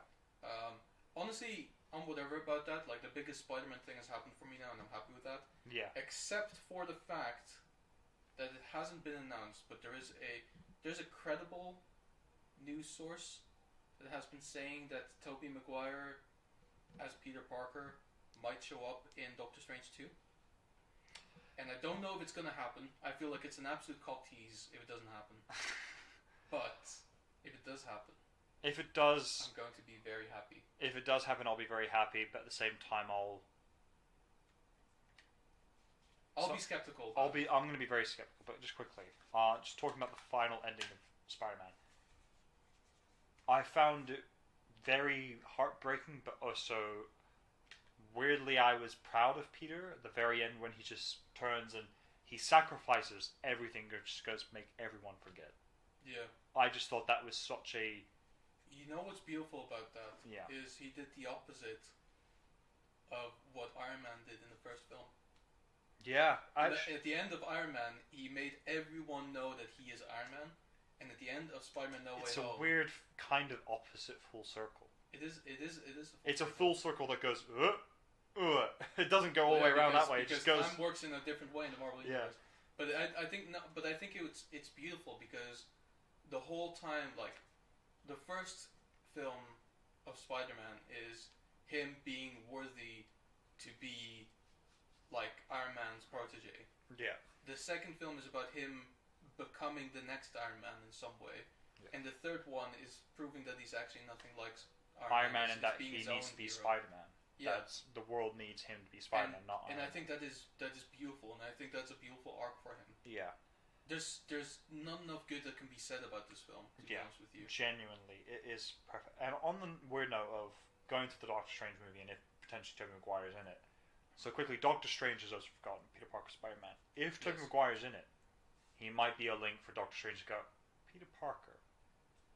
And then so he will have remembered because it was universe specific. So only that Peter Parker is forgotten. All of the other Peter Parkers are still remembered in their own universe, but I feel like because they're from another universe, there might be an exception to the rule. What? Okay, so the spell was make everyone forget that Peter Parker is Spider-Man, right? That was to stabilize that universe. Yeah. So that counts for that universe. Yeah. Which means that everyone has forgotten that Tom Holland's Spider-Man is Peter Parker. Yeah. For Tobey Maguire Peter Parker and Andrew Garfield Peter Parker, that might not count. Yeah, no, I know, but Doctor Strange just never really interacted with either of their Peter Parkers. Oh, that's true. So I don't think he actually talked to either of them. He talked past them. He talked past them, but I feel like it might be a thing where he will meet Toby. If he meets Tobey Maguire Spider-Man again, he might go, "Wait, Peter Parker's Spider-Man. I need to look into Peter Parker's in our universe, and just see if he is Spider-Man." So I think that might be a way for Doctor Strange, and I think that would be weirdly wholesome. Once again, this is just me going. I think it. I think he's not going to have a full role though. No, he's not. I don't think it would work. Yeah. But I would like to see it for at least like as a cameo or something like that. I would like to see that. Yeah, it's more. I think it might be a way to remind Doctor Strange Peter Parker Spider-Man, because I'd like to see the ending of that Doctor Strange movie where he goes back to Peter and goes, "Peter, I remember that you're Spider-Man." Yeah. Also, first Marvel movie to be classified as a horror. Yeah, that's right. So that should be interesting. It's going to be very interesting. Mm-hmm. I mean, you could argue technically there was that crappy X-Men film, New Mutants, but no, this is MCU specific. Yeah. Fair. Yeah, I don't think anyone has seen New Mutants. I did. Is it good? Okay, well, I'm going to watch it then. There's no point. Yeah. But honestly, just Spider-Man is just Spider-Man. Yeah, which is why, and this is something I want to bring up as well. Before I actually came here today, to be honest with you, I was a little bit ill-prepared because of various reasons. I just really wasn't up to health lately, and I was busy with a bunch of things, one of which being recovery. So, on my way here, I just went through a bunch of, like, top 50 films that came out this year kind of thing, because I went onto IMDb and like, found a list of all feature films that came out this year, and there were, like, 12,000 of them. Because there's a bunch of indie films that came out as well. So I was like, no, I'll find the top 50 list, and I'm sure I'll find all the films that I need to see. Yeah. Weirdly, most of the films I've seen this year weren't on the lists. Or should I say, a bunch of the lists were full of films that I didn't see. Right? I didn't even see them come by in terms of, like, you know, these films are playing in cinema this year. You know, they were mostly, like, indie festival films. Spider-Man was on none of these lists, except for the one that I found that was like the top 235 films of this year, ranked by Tomato Meter, and that only accounts for critic review, not audience review. Yeah. And there was number 80 something. Yeah. It was dismal. Like I think I've only seen like 2 films out of the top 100. It was really bad. Yeah. The other one being Mitchell's vs. Machines, which I don't know if I agree, but okay. No, actually, I agree that I don't agree that film is better than Spider-Man. But anyway, it's weird to me that. Well, it's not weird necessarily, but I find it interesting that there's such an blockbuster bias. Yeah. Between like cinema lovers. Yeah. And I don't know if it's fair as well. I think it's becoming a massive problem. Was Eternals ranked in any of the high lists? No. It was ranked very, very low. Thank Christ. To be fair, Eternals was ranked very low on IMDb. Yeah. And actually, none of other than that list, Mitchell's vs. Machines showed up on some of these lists, but not all of them. Yeah. Other than that, nothing I've watched. Yeah. Nothing. I think. I'm not trying to be elitist, by the way, by saying like, oh, these films, I haven't seen them and therefore they're shit. That's not what I'm trying to say. Yeah. It's not even that I haven't seen them. It's that I haven't even heard of them. Yeah. And I wouldn't call myself a very prolific cinema goer. I wouldn't say that. I think we go maybe twice a month. Yeah. On average. Depending on what's coming out. Depending on what's coming out as well. Do you think there's like an anti-blockbuster bias? I think it's slowly developing in that way. Mm. I think it's slowly going in that direction now. Having said that, I think certain films like Spider-Man and potentially like the Batman are going to start switching it back around, going, no, blockbuster action, big money films can still be fucking amazing. Yeah. Because I think Spider-Man very much, at least for audiences, made the point like, you still love Spider-Man and you still love Marvel, and everyone who was skeptical about whether or not they still love Marvel will go, yeah, still love Marvel, give me more, give me no fatigue anymore, bring it on.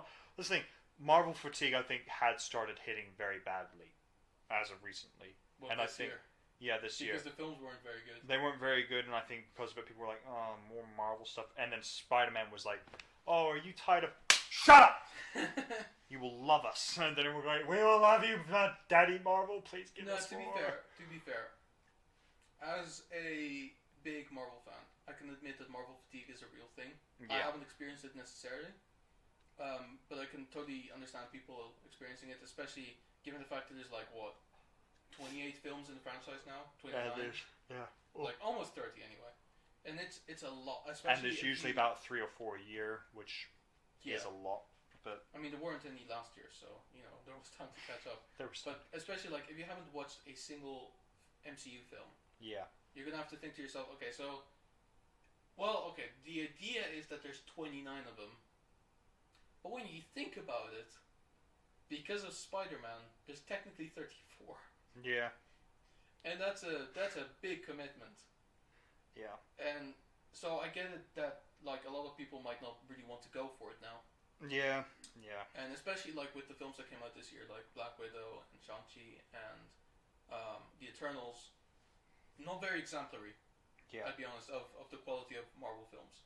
I think if you look at other films like the original couple, Iron Man, well, maybe not Iron Man 2, Captain America, Thor, The Avengers, and then Captain America: Winter Soldier, and Guardians of the Galaxy, and Ant-Man, and Doctor Strange, and Civil War, and all the Marvel movies essentially at this point. No, not all of them. Not all of them. There's a couple of them that I'm happy to skip. Yeah. Iron Man 2, skip. Hulk, skip. Thor: The Dark World, important for story, but otherwise not a very good film. It's whatever. Captain Marvel, forget about it. I think, yeah. For the most part, there are a couple of them in there. Yeah. That are really, really strong. Yeah. And really something. And yeah, okay, I think they cater more towards the comic book fans in a way, in the sense that the storytelling is a very similar nature, where you have your standalone series, and then you have your crossover events that bring everything together. They go apart again, and then they have to deal with the aftermath of that. And I get it; it's a lot, but it's worth it. Yeah. Especially when you get stuff like Endgame, and you get Infinity War, even I should say. Yeah. And Civil War, that was a big crossover event. When you get No Way Home. Yeah. When you get films like that, it it's makes very it totally much worth it. Yeah. Definitely. So, I get Marvel fatigue, Yeah. but push through. I think DC fatigue is much more fair. I think because they're making you essentially watch the same film twice in the span of 4 years. Yeah. I think But that's lifting now because I think there are films like Aquaman and Shazam and The Suicide Squad, and now we're gonna get Flash, which I'm very excited for, and the Batman might turn it around. On that topic, wrapping this up, talking about both Marvel and DC. So the list for Marvel films coming out next year. Yes. Doctor Strange, Multiverse of Madness. Yes. Which we all know. Thor: Love and Thunder. Yes, I'm convinced now. Black Panther 2. I am not convinced, but we'll see. We'll see. I don't know if it's still a plan, but Captain Marvel 2, but because of the pushback thing, that might get pushed to next year. So technically then only 3 Marvel films next year, which is Doctor Strange, Madness, Thor: Love and Thunder, Black Panther. 2023 so far, the lists are Guardians of the Galaxy Volume 3, Blade, Ant-Man, and the Wasp. There should be a Guardians of the Galaxy holiday special coming out. There is, but because I don't think that's meant to be a full-length feature. I think it's going to be like a TV special. Yeah, so I think because of that they're not counting it on that's fine. That's fine. Guardians of the Galaxy 3, I am very because hyped for. Basically the way it's showing on the image I have is the movies are up top and then the Disney Plus stuff is on the bottom. Okay, that's fine. And then it was Quantumania in 2023 and Fantastic Four in 2023 as well. Yes. Moving to DC, they've only got 3 films for next year, which is Flash, Shazam: Fury of the Gods, I believe is next year, and Aquaman 2. Oh, okay. And when's then Black Adam? Black Adam is the year after, I think. Okay. Or it might be next year. I can't remember exactly. All right, here we go. All right. No, sorry, the list is wrong. Batman, 2022. Yep. July, Black Adam. Yes. November is The Flash. Yes. Then December is Aquaman. Okay. And then June of 2023 is Shazam: Fury of the Gods. Okay, which I'm also looking forward to. I'll get to be decided ones in a second, or to be announced. To be decided actually probably makes the most sense. But yeah, I think for next year, I think the battle between Marvel and DC is now going to be very closely contested. It's going to be close. Because the Batman is just a guaranteed moneymaker and a guaranteed typically good, but at there's least a good chance film. it's not going to be very good. There's a chance, but given it's Batman, I think the chance is not.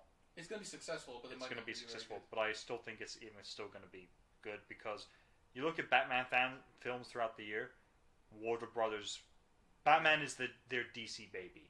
They will go be on heaven and earth to make it as good as possible. But it is going to be very much a kind of film where it's like, Selena, I can't be with you because I have no parents. I have justice. I'm sad. I have no parents, and therefore I hunt villains to fill the hole in my chest. That's a bullet wound. Ignore that. I'm fine. But you're bleeding. It's okay. It's okay. I wear black, so you can't see it very well. Do you know why I wear the red suit? That's so bad guys can't see me bleed. Then Black Adam, I think, is going to be fun, if not at least good. It's going to be a fun movie. Dwayne The Rock Johnson and Pierce Brosnan as Dr. Fate. I keep forgetting he's Dr. Fate. Yeah, baby. Oh my god, it's yes. And then obviously Flash with Michael Keaton as Ben Affleck. Batman and Ben Affleck. Oh, it's gonna be good. I can't wait for the 3 of them. Aquaman 2 I'm looking forward to because I like the first one. The first one, yeah. Shazam: Fury of the Gods definitely looking forward to because I like the first one as well. Yeah, same. Here's the to be decided.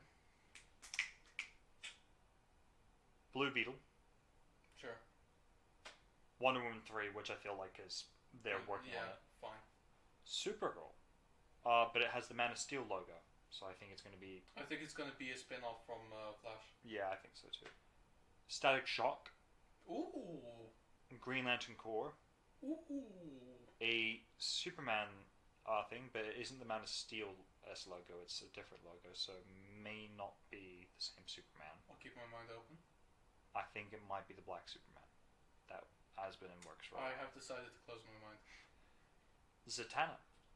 Oh yeah, I like Zatanna, so I'm looking forward to that. Plastic Man. Yeah! Yeah, bring on Plastic I Man. don't think it's going to be a good film. No. Plastic Man is a supporting character. But it's going to be... Plastic Man was one of the small redeeming features of Injustice. Yeah. Our Man, which... Sure. Whatever. Batgirl, which I don't think is going to be made because it's been in works for what? 5-6 years and nothing's come from it. No, well, it's going to happen, but it's not going to be very good. This one I feel might be a show. The Amazons. So it's going to be about the Amazons, which, what can you really do on a story about on an island filled only with women where they don't... Episode 1, we trained. Episode 2, what are we training for? Episode 3, we train some more. Episode 4, it's an island filled only with women, so we have to have 2 Amazons who clearly are in love with each other, and it's the... Yeah. Episode 5, oh, it's a bird. Episode 6. Is it a plane? Episode 7. No, it's a bird. Yeah. Because we don't allow men on the island. Yeah. But yeah, so some DC stuff looking good. Wonder Woman 3 I'm looking forward to because I like Wonder Woman as a character. The second film is a bit meh, but the first one was still good. Supergirl, I will wait till I see The Flash to give my verdict on that. Yeah. Static Shock should be fun. Green Lantern Corps, looking forward to. Superman, I'll wait till I see anything about it, if ever. Zatanna, I'm looking forward to because I love Zatanna. Plastic Man, it's going to be fun if not ridiculous. If it's animated, it will work very well. Even if it's not, so long as it's like a goofy film. It's goofy, yeah. Weirdly, here's the thing: I kind of want it to be goofy, Jim Carrey level. If that makes sense, because weirdly, if Jim Carrey... You're thinking The Mask, aren't you? Yeah, weirdly, I am now. I kind of, for some reason, that's what my mind's drawing to. Yeah, or even Ace Ventura. Yeah. Our Man, don't really care about. Batgirl, at this point, I've given up on. Mm-hmm. The Amazons, meh. That's what I'm going to say, meh. But yeah, that's DC's lineup at the moment. No Justice League stuff, which weirdly I'm kind of relieved by. Yeah. I think they should not look to do anything Justice League until they have a universe that's kind of at least somewhat stable. Yeah. So which means, because I think they're about to lose Ezra Miller. I think, which is fine if they reboot everything, because then they can just recast. Who knows, man? Which means the only 2 stable members of the Justice League that they have films for still is Wonder Woman and Aquaman. Yeah. Which means eventually they're going to have to rope in Shazam into the Justice League using him. But yeah, it'll be interesting to see. It will be interesting how it goes. Especially, Flash is potentially going to be the thing that makes or breaks the Justice League now. Not Justice League, the DC universe, because it'll either be the thing that saves it and gives them a chance to hard reboot everything, or it'll be the thing that ruins it all. Yeah. But we shall see. We shall see. But before we go, we haven't really done this kind of thing in a while, where we ended on a politically ambiguous and socially mildly unacceptable. Look, man, we're going into the new year. No, Can't we just not? No, we may as well do it. Why? Before we clean this up. So basically, one of the things that I wanted to mention is that there were some interesting cases that happened around casting, right? For instance, Simu Liu for Shang-Chi got casted after he posted a tweet that he wanted to be in a Marvel film to do some Asian representation, and he got in. The actor who played Tim Drake in Titans tweeted that he thought there should be more black representation among superheroes, and he got the role for Tim Drake. And well, I'm not really using Twitter that much, but I feel like, you know, I could get away with a similar thing. Basically, I feel like there isn't enough Jewish representation. Oh my god! Among superheroes, like, you know, not a lot of people know this, but Tom Holland actually is only maybe a month older than I am, and so I've always kind of envied the fact that he is Spider-Man and I'm not. So if you want a proper Jewish Spider-Man, hey, look, I'm willing to lose the weight. I'm willing to put the work in. It doesn't have to be Peter Parker. I could be Miguel O'Hara, you know, from the future. I'm happy Or to do that. Miles Morales, Or who knows? Well, not Miles Morales. Let's not get too carried away here. But like, you know, I could also be like a Spider-Man from a different universe. You know, a different Peter Parker. You could be Spider-Gwen. You know what? Well, I don't even have to be Spider-Man. There's other Jewish characters that I could play for you. I mean, The Thing. I could be The Thing. You know, I have a Jewish The Thing for once, even though I'm pretty sure Jamie Bell probably is Jewish as well. But I could do it properly, you know? Like, I could actually just, you know, when we get the superpowers, I could just go, Mazel Tov, Reed! Look at this! Look at my punim! You know, I could really, you know, jazz it up. So, you know, I could be Batman. You know, I have a hole in my chest. You know, that whole thing. I could, you know. So, well, I don't really care about the DC stuff. I just want to do the Marvel stuff, really. So, you know, consider hiring me. I have range. And I feel like Jewish representation. I think that's where I want to leave it with. Also in Star Wars. Not enough Jewish people in Star Wars. It's just going to be some scene of just some Star Wars characters that have fallen in love and getting married, and you're going to break some glass and go, Mazel Tov! Yeah. And just everyone who's watching is going to go, yeah. Wait, what? Yeah. I just want a quick cameo in Boba Fett where I just go, Lord Fett, our crime lord, L'chaim. Oh my god. Sorry about the direct that I brought into the house. You know, it's muddy season on Tatooine. Anyway, money. It's a real chutzpah right now. Yeah, I'm happy to end it there. Oh Christ, yes, So, please. End my suffering now on that. On that, thank you very much, and we will see you in the next year. Goodbye, guys. Goodbye. Have a happy